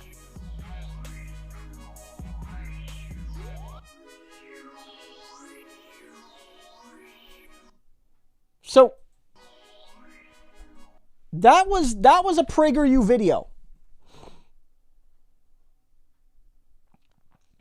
That was a PragerU video. Now again, they pulled that one down. You can see our friends the Surfs, they did a reaction to it. This was a couple months ago. Our friends the Surfs, for those who don't know, go check out Lance at the Surfs here on Twitter, but also on he spends most of his time on Twitch. You know, they talked about it, Vosh talked about it. That was like a lot more of the channels that cover like PragerU and stuff. They nailed that. So like nothing what I said is especially new, but like that kind of goes to what HS was saying, right? Which is that in a sense there is an effort to be more brazen in the defense of people like Robert E. Lee than maybe there has been in the last 20, 30 years. I mean, they're very openly saying there, look, we want our statues of these people still up, right? We want them up, and they're good statues, and you know, these guys were good men, and we should all honor them as heroes. Not even saying like, look, they did awful things, and we need to understand them within the context of their time and all these sorts of things. No, these men were good men and heroes, is basically what they're saying. So I do want to read you this statement. This is one of the things I wanted to talk about tonight, because it shows that Donald Trump misses Twitter. This is a real statement from Donald Trump. This is something. We got off track because I try to guide, sometimes the super chats, they guide me in certain directions. But this is something Donald Trump said tonight. So Donald Trump, as you guys know, is banned from Twitter. He is banned from Twitter, and so he cannot use it. And so there's no way for him to, in an immediate way, like he used to, like get his message out to people. So lately, and he's been doing it more and more over the last couple weeks, he's been putting out these press releases basically as tweets. And so whether we like it or not, the president, he's a former president, but you know, he's still somebody of great importance. He gets reported on. So it says here, from the office of Donald John Trump, statement by Donald J. Trump, 45th President of the United States. I hope everyone remembers when they're getting the COVID-19, often referred to as the China virus vaccine. Like, the only reason we call it that is because of you son of a bitch. Like, I know that Trump wasn't the first one to call it that. He wasn't the first one. But, like, Trump made that a thing when he did it. When Trump called it the Kung flu or the China virus, he did it to attack China. It vilified Asian Americans. It vilified, Asian Canadians were vilified because of what Trump said too, because Trump's words travel beyond his own borders. And all these things. And so he's like, oh, people call it that. You see, yeah, because you popularized it. And so he says here that if I wasn't president, you wouldn't be getting that beautiful quote unquote shot. Like, that quote is so weird. Why are there quote marks there, Donald? Like, I don't get it. It seems weird to me that you're just throwing in these random little quotes. But, like, I guess that's fine. Thank you, sir, for that, I suppose. I guess. He throws that in there just randomly. For 5 years at best, and probably wouldn't be getting it at all. I hope everyone remembers. I mean, look, none of that is necessarily true, right? Like, look, it is true to a degree that the vaccine was largely developed when Trump was president. But of course, Trump didn't develop the vaccine. It was developed at various companies with various help from various state organizations all over the world, all over like the US and Europe and everywhere. And so it's not accurate for Trump to say that, oh, I'm the reason the vaccine is happening. You know, it was a world effort. And if anything, you might suggest that Trump, through his misinformation and disinformation and his lies, unnecessarily intensified the dangers of COVID. Pulling out of the World Health Organization might have hurt a global effort, might have slowed down a global effort. All of these things. But it just goes to show, like, the deep insecurity of this man. And it really, I think, goes to show that he misses Twitter so much, guys. He misses Twitter so much. So much. Now, people are asking, is he using the presidential seal? There's a real debate here. It is the presidential seal somewhat. Like, the logo, I believe, is the presidential seal, but it might not be legally, technically the presidential seal without the words around it being President of the United States. I've heard some people argue about this on Twitter, that technically what Trump is doing here is illegal, because you're not supposed, because for the rest of his life, he can be referred to as President Trump, because you're president for life, right? Like, it's still President Jimmy Carter. You're often referred to by your highest ranking title. It's why, for instance, when Hillary Clinton ran for president, she was called either Senator Clinton or Secretary Clinton, despite the fact that she was no longer serving in any formal role. She hadn't been a senator for since like 2008 or whatever, and she hadn't been a secretary since like 2012, right? But she still earned those titles. Those are her titles for life. But you're not supposed to use like the official seals. I don't know if that's like legal or not. I'm not a lawyer, and I frankly don't care. But it is part of like a general trend, you might say, to like for Trump to sort of continue to legitimize himself in the office. Like, for instance, he calls it the office of Donald John Trump.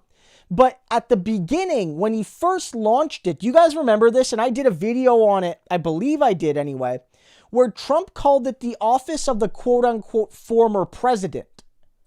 So Trump was very clear to call it the office of the former president. Now, of course, he is a former president, and so there's nothing necessarily untoward about Trump referring to himself as the former president. It's what he is. But everyone else called it something like the office of Barack and Michelle Obama. Like, the office of Barack and Michelle Obama is the office that handles all of the stuff that Obama and Michelle have to deal with as former president and first lady. And there's a ton, because they must get tons of letters still and tons of invites and all these things, and you need an office to deal with that. But Trump was the only one calling it the office of the former president. And so it is, in a sense, I think, an effort to continue to sort of keep himself as, I don't know, keep himself as like in the eyes of his supporters, he's still legitimate. Like, this is a bit of a dog whistle to like the Q types that are convinced that it's actually like Trump actually isn't all the way gone, that he's still around, that he's still fighting, that he's still, pushing, and that he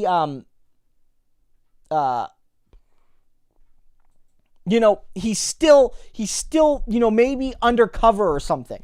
And he's sending us these clues. I don't know. But it's certainly desperate. Jason Kennedy, as is off the tradition for him, sends the super chat with the black cat. Thank you so much, Jason. I very much appreciate your support tonight and always going forward. Somebody asked me about the royal family stuff. I do want to talk a little bit about it. I made some videos on it. A couple got copyright struck because British TV is very copyright strikey. At least I find they are. But let me look this up because I do want to talk about this because, one, it's big news, and two, for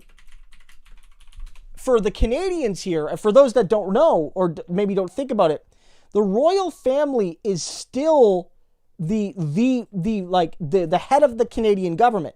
The Queen of England is the head of the Canadian state. A lot of people don't know that. The head of the Canadian government is not Justin Trudeau. Let me see if I can find the polling here.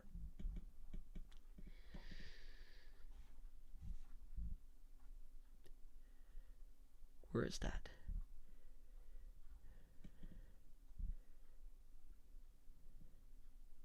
Okay. So here's some polling. So the way it works in Canada is technically we are a constitutional monarchy, right? We are a monarchy. The Queen is appointed by God through her role as the Catholic in the Catholic Church, or not the Catholic Church, the Church of England, excuse me. And she is our head of state. And she appoints, upon the advisement of the Prime Minister, a Governor General that is technically in her stead the person that governs Canada. But in practice in Canada, the Prime Minister, who is elected by the members of Parliament, but informally is elected by the people as the leader, usually from the largest party, is the actual, in practice, like, head of the country. So Justin Trudeau as Prime Minister is, in practical terms, the head of our government. But ultimately, when push comes to shove, in constitutional terms, the Queen of England is our head of state. Ultimately. Right? And so in Canada, for a long time, there have been debates about whether or not we should be a monarchy. Should Canada be a monarchy? Is it worth the expense? Should Canada be a monarchy? What does it say that a democratic society has an unelected monarch who doesn't live in Canada, who only visits occasionally? What does it say about a monarch that represents maybe British Canadians, but doesn't represent French Canadians and doesn't represent the increasingly large non-French and non-English Canadians? That doesn't represent the Indigenous people. Now, that's not to say there are some Indigenous people that like the monarchy, some French Canadians that like the monarchy. I'm sure there are some, like, say, Canadians of color that like the monarchy. But, like, it doesn't represent, like, Canada is not simply a British country. It is a multicultural country. And so in recent weeks, there has been an effort to push for Canada to become a republic. And this is quite interesting because when we've talked about, people have asked me this before, maybe some of you in the chat, if you have, let me know. Because every once in a while, I'll get a question on this. Where somebody will say to me, Christo, should we abolish the monarchy? And my view has always been that if I could just pick, just Christo, what do you think? Monarchy, yes or no? I would say no. I don't want a monarchy. But I've never really been that invested in it. But this is a recent poll done in February. And I'm sure that given what we just heard from Meghan and Harry, which makes the monarchy not look very good, and I'm on team Meghan and Harry at least in regards to this particular fight. I don't think I'm on the team of any monarch, to be fair. But it says here, this is a poll. Should Canada have an elected head of state, aka a president? Now, it might not mean that we get rid of our system entirely. Many countries in Europe that used to be monarchies preserve the system where the prime minister is the head of the government day to day, but you elect a president that is at least partially ceremonial. So the president of Greece, for instance, Greece doesn't have a monarchy anymore. The president of Greece is elected, but the prime minister of Greece is really the one in charge, right? And so what it says here is 45% of Canadians, plus 13 from the last time this poll was done last year. They do about, 24% want the monarchy, but that's down 3, and 19% of people are indifferent either way. And so what this means is a very solid minority, a strong plurality of Canadians want to get rid of the monarchy, right? And what's pretty crucial here is that, like, keeping a monarchy is almost in third.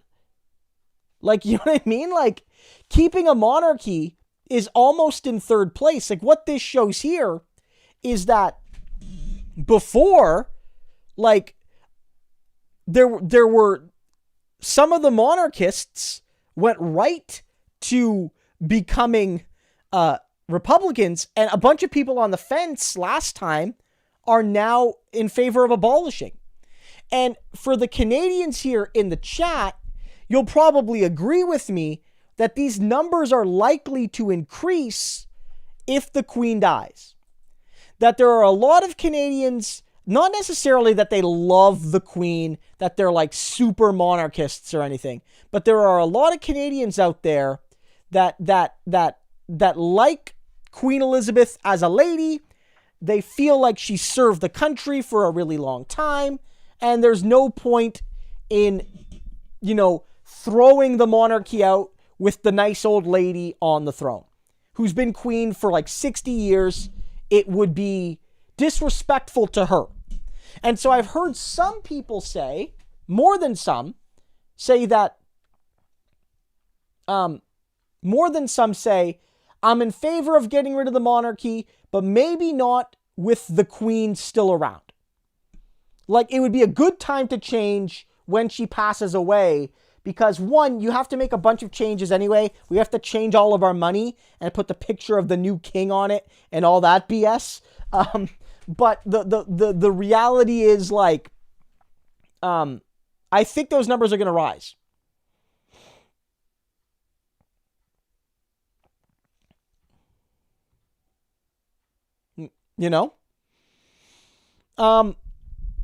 People are asking, and here's the down part though. Here's the downer about this. And this is why I'm skeptical it's going to happen. In Canada, we have a constitutional reformation process like you guys do. Like, we have a constitution that can be amended like you guys have. And in some ways it's similar. You put forward a constitutional amendment and the legislatures of the provinces vote on it. And for most constitutional changes, it requires 7 of the 10 provinces. We have 10 provinces. And those provinces must add up to 50% of the population. So in effect, it means that, like, a province like Ontario and Quebec, if you don't have either of them, you might not be able to pass it, even with 7, right? But you need 7 of the 10 provinces with 50% of the population. I think in the US, what do you guys need? 2/3?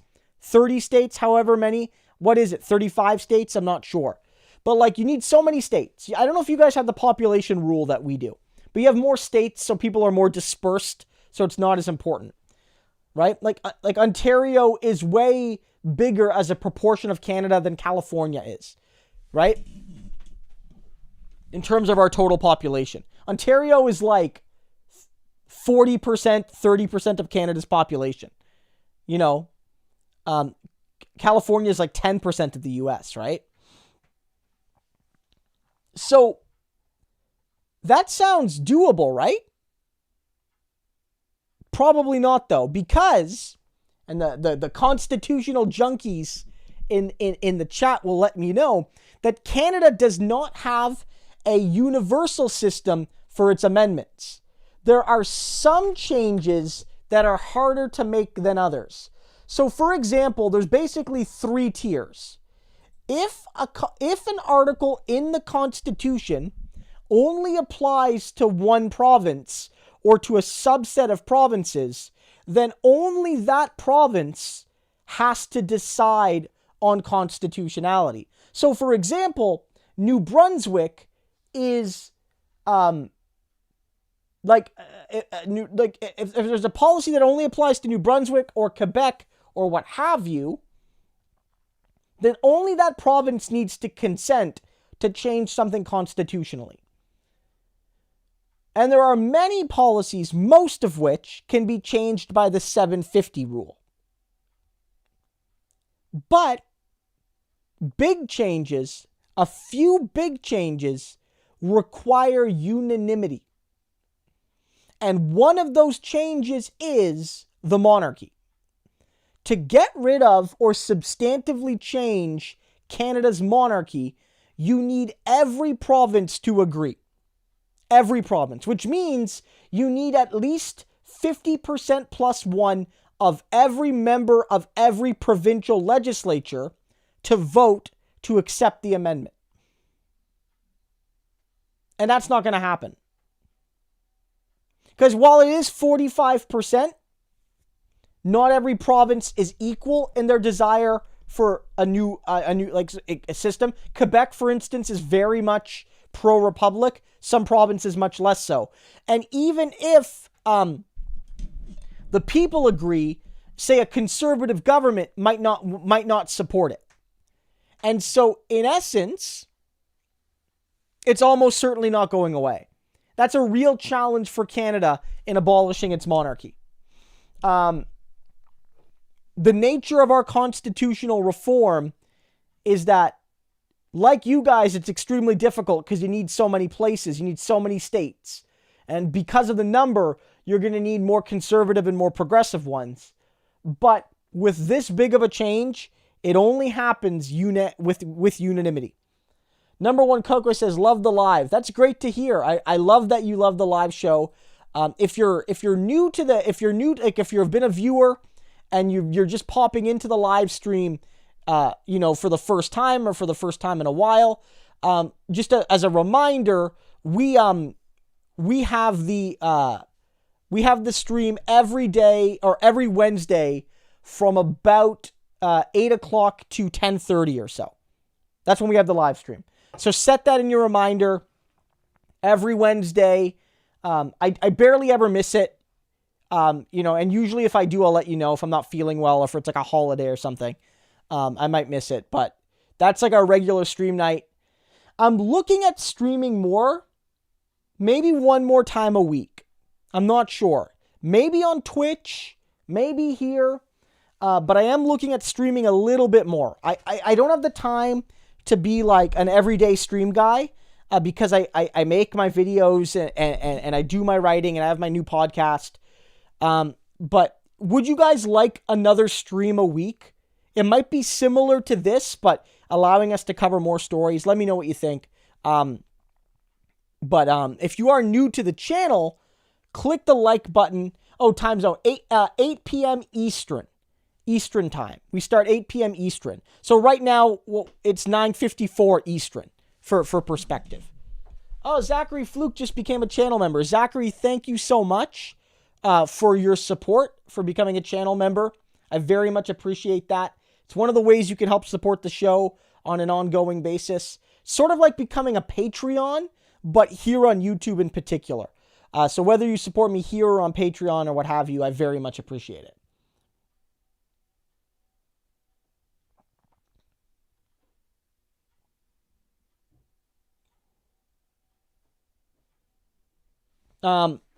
So HS says here, if we change the system, would that be an opening for bigger reforms like proportional representation? If so, then I am against the monarchy.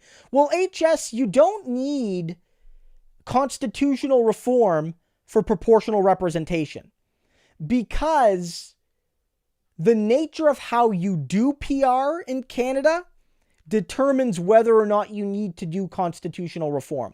So, for example, if in Canada you wanted to do national proportional representation, which is to say nationally the NDP gets 30% of the vote, and so they get 30% of the seats nationally, then yes, you would need constitutional reform. I'm not sure if it's 750 or unanimous, but you would need constitutional reform. But as long as you restrict the proportional reallocation within each province, and you don't fundamentally step on the toes of provinces like New Brunswick and PEI, who are guaranteed a minimum amount of seats, no matter how few they would get through population allocation.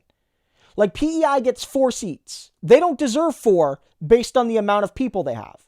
They don't. But when they joined Confederation, the deal they wrote at the time was forever, we will never have fewer than 4 seats, no matter what. And so no matter how much bigger Ontario gets than PEI, PEI will always have a minimum of 4 seats in Parliament. It's the rule. So as long as you're not changing these rules, and as long as you're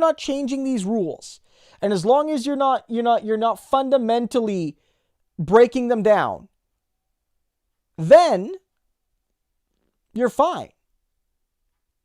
Right? You're fine. And I think that is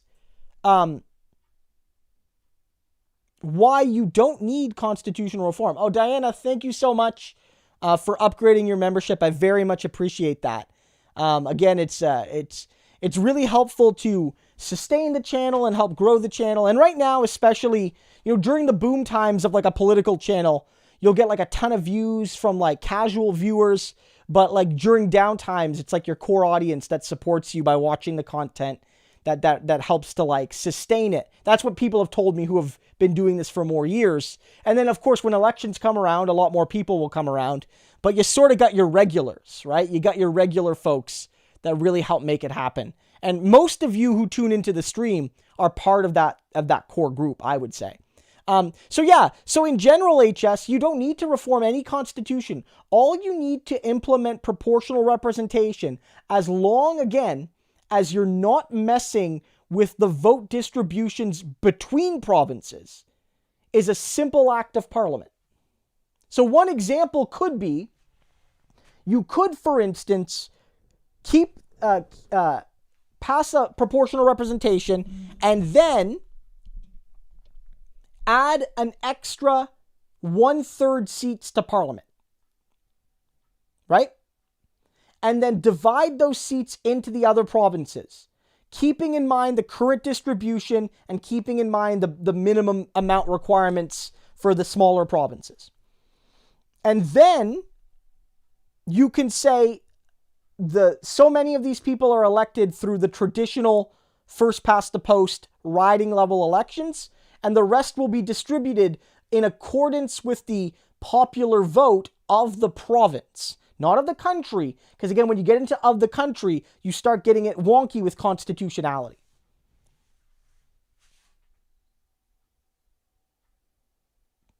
MN says, sometimes I watch your video from work as an anonymous viewer, but at home when logged in. Sorry about messing up the stats. MN, I don't think that affects the stats that much.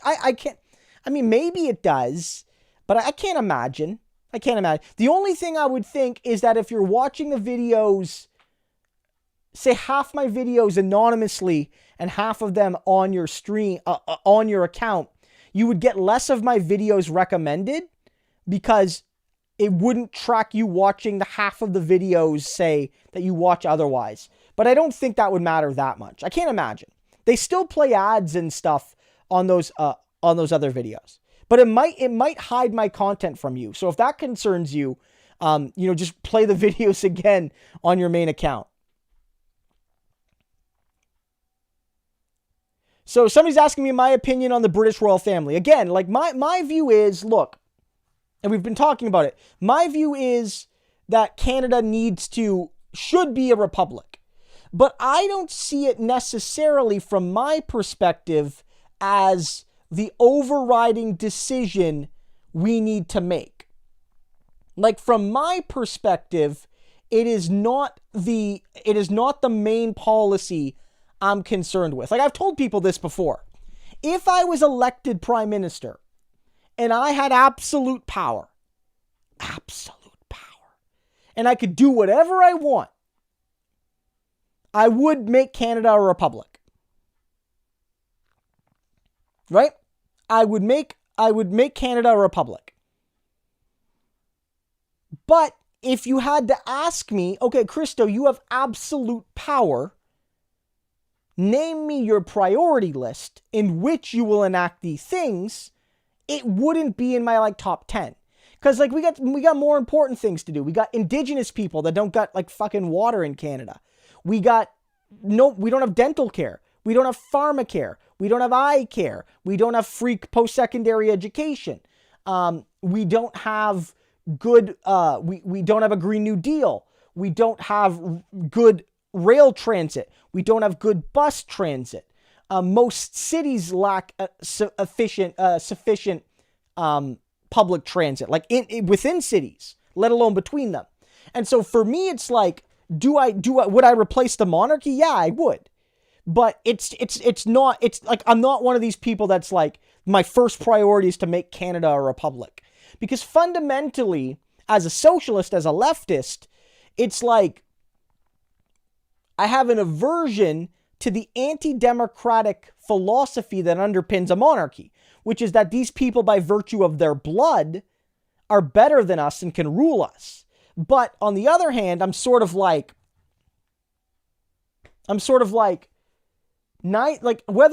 we're a republic or whether we're a constitutional monarchy, we're still ultimately a capitalist nation where workers are fundamentally exploited and all of that. So there are more important things to deal with. Yeah, well, exactly, Peggy. A lack of affordable housing, systematic racist police violence against indigenous people and black people in particular. There's so many more important things to deal with than whether or not we should be a monarchy. But again, when you ask me my opinion, I would be in favor of abolishing. Somebody, Seo asks me about term limits. I've talked about this before.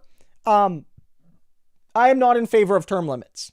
I know sometimes that's an unpopular decision when I talk with Americans because you guys have them, at least for president, and for some states have them for governors and things like that. I don't like term limits. I think term limits are undemocratic.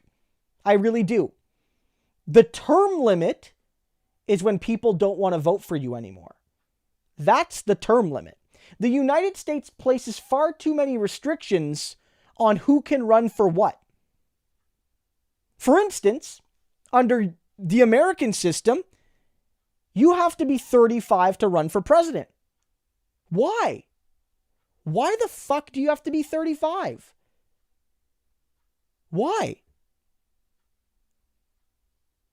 If voters want to make AOC... Sorry, I'm going to grab some water. I'll be right back.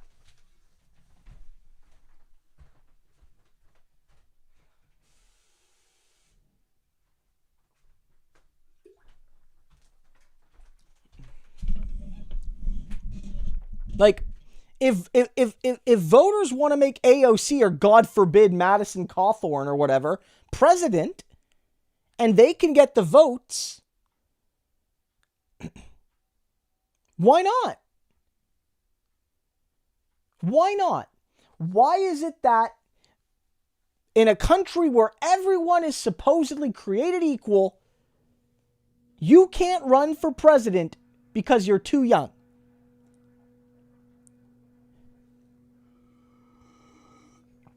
My view is everyone should be allowed to run for every office. Everyone should be allowed to run for every office. I think the voting age should be 16. And everyone should be allowed to run for every office at any age. If the voters want them in that job, the voters will pick them. If the voters think that maybe they want somebody with a bit more experience, then not very many people under 35 are going to get elected. But they should have the right to run. Like, even like you have to be 30 to be in the Senate, and you have to be like 25 to be in Congress. Why? Why can't an 18-year-old run for the House of Representatives? Why do you have to be a minimum of 25? What kind of bullshit is that? Here in Canada, our voting age is 18. Sure, I think it should be 16, but like, let's just say you leave it at 18 for now. You can run for election at 18. In fact, as long as by the time you take your seat in Parliament, you will be 18, you can run. So there are people who will run in the next Canadian election, who when the election starts are 17, potentially at least. You can run as an 18-year-old in Canada. There have been 18 and 19-year-olds elected to Parliament. It's rare, it's very rare, but it happens. Right?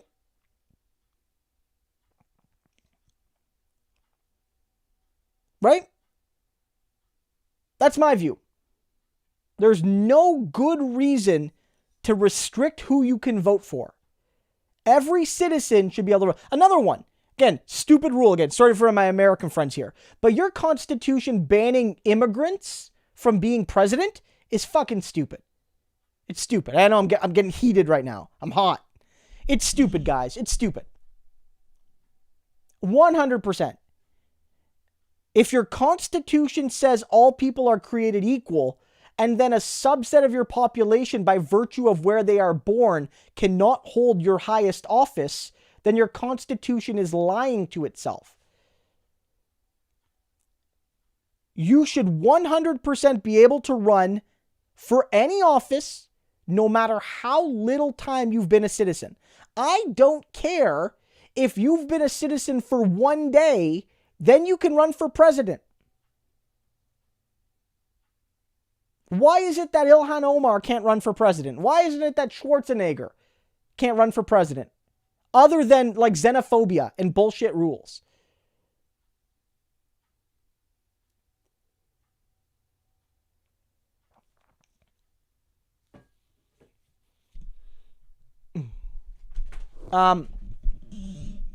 That's my view. That's my view. And so, no, I don't like term limits. I don't like them. You should not have term limits. The term limit is when the voters are sick of you, they'll throw you out. Look, if Barack Obama wanted to run again in 2016, he would have won. He would have beaten Trump. America would have been better off. Now, you can make arguments that there were probably other cases where bad presidents were forced out by term limits and the country was probably saved. But, like, let's be clear. Like, term limits are not inherently a good thing. Don't like them.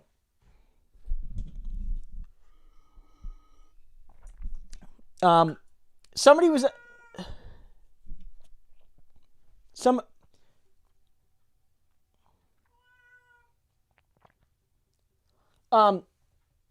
Somebody asked me if Canada has like a super delegate system.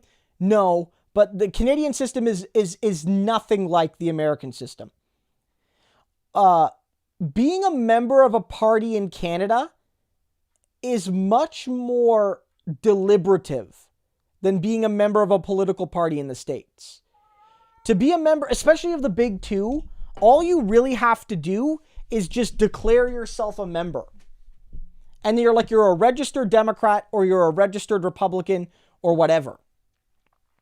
And then depending on the rules of your state, if you're a registered Democrat, you can vote in the primary and all those sorts of things. And you have superdelegates and all that. Here in Canada, we don't operate like that. To be a member of a political party, you have to sign up and pay a membership fee and really be a part of the party. And in terms of selecting whether it's your local candidate or whether it's the leader of the party, most parties now in Canada have moved to a one-member, one-vote system. Most parties in most places. Every member gets one vote, right? So to elect the leader of the NDP, you have to be a member of the party by a certain date, and then there's a leadership election. Anybody who's a member of the party, to be a member of the NDP, you have to be 14 or older. So you could be a member of the NDP at 14, a full-fledged member, not just of the youth wing, but of the party. You get a vote, and the person who gets the most votes wins. There's no super delegates, but most of the people that vote for a political party never take up a membership in a political party. You are not a Liberal Party member if you vote Liberal every election and always vote Liberal and support the Liberal Party. Becoming a member of a political party in Canada is something that a very, very, very small percentage of people do. So when you're talking about leadership elections, barely anyone participates. Most of the people that voted for the Conservatives in the last election did not bother to participate in the leadership election that elected the Conservative leader, because most Conservative voters are not party members. So the American system is rather different, where basically almost everyone, the majority of people, seem to be technically a member of a party, where in Canada, almost no one is.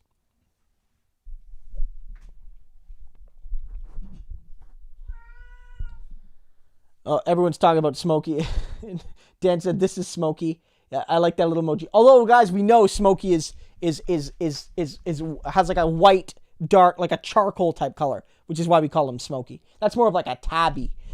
It says here, Christo, one last question. Hypothetically, if Biden had the power to pass all his policies by executive order alone, would you support it? I mean, look, I'm not a dictator, so I would suggest that you elect a Congress and a Senate for a reason. What I would say is Biden should use, to the maximum of his constitutional ability, the executive powers he has to keep his promises. Right? He's not going to. Because I think in a mixture, as Biden believes that executive power should be limited, but also I think Biden doesn't want to do certain things he promises. And so he knows that if he just lets the filibuster kill it, then he can say he tried and sort of wipe his hands, right? So Biden doesn't want a certain progressive policy to pass. He can blame Joe Manchin, and he can blame Sinema, and he can blame the Republicans, right? So my answer is Biden, like, so for instance, I would say Biden should have day one or like, as soon as possible, should have canceled student loan debt. He could cancel all federally regulated student loan debt. He could do it all, or at least some of it. That's something he should do. I mean, I made a video before Christmas, back in early December. It was actually the best video. Let me grab, because it's the best video in the history of this channel, I think. Where we talked about, the best video in the history of this channel. Let me pull it up here. And it was it's my only video to break 500,000. I know like the big dogs like David and stuff, they get a 500,000 view video, every week or two, but I don't, right? So for me, this is my biggest video ever. So I want you guys to go watch it. I'm proud of it. I thought it was a really good video too. And in it, there's like some leaked recordings where Biden is meeting with civil rights leaders, like black leaders, including people like Al Sharpton, like some really big names in the room. And they are putting pressure on Biden to not only fight for policies in the House and Senate that are important to black people, and not just black people, but to progressives, and then say, and then if he cannot get those policies passed in the House and in the Senate, to use as broadly as he can his executive order power. And in that interview, he's very combative. Like it's leaked footage. So everyone go check it out if you haven't watched it, and if you have, still check it out after the stream.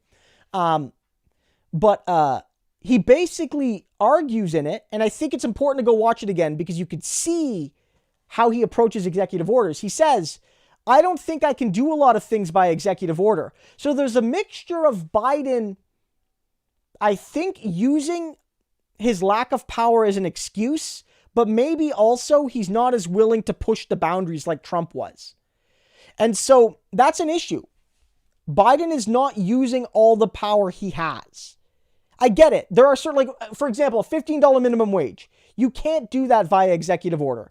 Biden actually did do that with executive order somewhat with regards to federal people that work for the federal government or contracted with the federal government. Biden, to his credit, did an executive order giving all those people a $15 minimum wage. It's a good thing. It's a, good job to Biden. Like, in all seriousness, I'm not being sarcastic. It was a good move. But he can't sign through executive order a minimum wage. But he could get rid of student loans. He could do a lot with an executive order that he's not currently doing. Right? He could put some restrictions on guns. Like, that's one of the things they were arguing. He could put in some restrictions on law enforcement. And so that's what these civil rights activists were asking. Use your powers broadly, because we know that and at that point, remember, Ossoff and Warnock had not won yet. So they were operating under the assumption, likely, that Biden would have the House, but not the Senate. It wouldn't even be 50-50 tie, that Biden would have a Republican Senate. So these people were basically like, look, Joe, like, we got your back and we'll support you in public, but in this room, candidly, you're going to screw us unless you fight through executive order. And he didn't seem willing to do it. Not as much as people need. HS says here, can't remember if you've addressed this, but how about a left UBI to decrease market dependence of workers on top of our other social democratic policies? I mean, my view of the UBI is that I am skeptical of its implementation in our current economic context. By that I mean, without being all wordy, I like the idea of it, but I'm worried about if it got implemented now, like, how would it get implemented? And I worry that it would only be right now at the expense of a lot of other things, at the expense of making labor law better, and maybe even at making it worse, at the expense of certain social programs, at the expense of certain programs that are aimed at people that have special needs that aren't purely addressed through money. Like, the biggest issue with social dysfunction is poverty, but just giving everybody even $2,000 a month will not solve all the issues we need to solve. And I worry about people ignoring that. But in general, any ideal socialist society would likely need something like a basic income, right? To ensure a basic level of human dignity, to ensure that people that do work that is socially necessary but maybe not quantifiable are compensated. Like, we do need some sort of UBI. And I can see the value to a degree in it. I can see the value of it, hypothetically at least, as a tool that gives workers more leverage. Because if you have your basic necessities, then you're more able to leave jobs that underpay you and overwork you and disrespect you. So I understand the argument. Right now I'm wary of the implementation of a UBI and what it would be like in like our current context. But I'm not opposed to the concept more generally. And I do think that if I built a utopian society, one of the things would be, simply by virtue of being, you should have what you need to survive. And a UBI would be one of the ways to facilitate that. 100%. So, guys, I'm gonna wrap the stream. Normally we wrap between 10 and 10:30. And by this point my voice starts getting a little hoarse, as you guys can likely see. But before I do go, I do want you guys to check certain things. Again, do check this video out, because that especially this one really does hammer home that that discussion we just had. Do check out my new Twitter for my new podcast, which is Left Turn Canada. It is the new Canadian podcast. It's a weekly podcast. We drop an episode usually on Thursday or Friday. We record on Thursdays. We'll probably usually drop them on Fridays. We dropped our episode last week on Thursday because it was the exciting Nikki interview. We wanted to get it to you guys quickly. There's 2 episodes there. Also, for those who are new and haven't seen it yet, check out the Discord. The Discord is a great kind of like chat room thing for people that don't know what it is, where all the people who are a channel all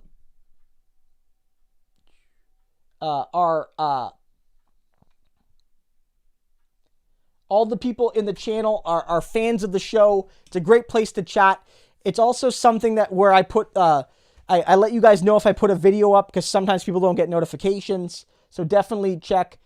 This week, Vaudry, we're talking about the cuts to Canadian media. We didn't talk about it tonight, but Huffington Post shut down its Canadian operation and slashed jobs in the U.S. So we'll be talking about like the neoliberal nature of the media, and we might talk a bit about the monarchy and how Canada needs to be a republic and things like that. So we sort of hammer out our topics by a mixture of what we want to talk about broadly, but we leave ourselves open in case big news happens. We sort of want it to be a mixture of big thinking, but also here's what happened in Canada this week, and here's our left-wing take on it. So we're trying to be a little flexible on that. So yeah, join the Discord. One other thing, a couple other things. If you want to support the channel, you can do so by becoming a channel member like Zachary and Diana did tonight, and Amon did recently. You can support the channel on Patreon. You can make one-time donations via PayPal. All those links should be in the description. If you are new to the channel, click the subscribe button. If you haven't yet, click the little bell like next to the subscribe button. And again, one thing, because I know a lot of people are hurting right now financially, one thing you guys can do to support the channel is check the videos out. Again, views have been down for most political channels. It really helps creators like myself when you watch the videos, because that's the only way they get shown to new people. Like this, in the last little bit, very few new people have been seeing my videos because many of my subscribers haven't been watching my videos. So one way to support the channel is to watch the videos, maybe share them with folks. It is a way to help the channel grow, and so more people can see the content. Yeah, and the ones in Canada, at least, they unionized very recently. So I think it's probably union busting, but also they did fire Huffington Post workers in the US as well. So we'll talk a little bit about all of that. So guys, this was a great stream. Thank you so much for all your generous support tonight, for sharing your funds and your time. I had a lot of fun. I'll see you next Wednesday, and as always, I'll see you with at least a couple videos every day between now and then. Thank you so much, guys. If you don't get notifications, one thing you do is if you click the little bell, you should, if you go to the bell and you click it, next to it there should be a let me see. There should be you click on it again and click all. You might not get notifications for every video. But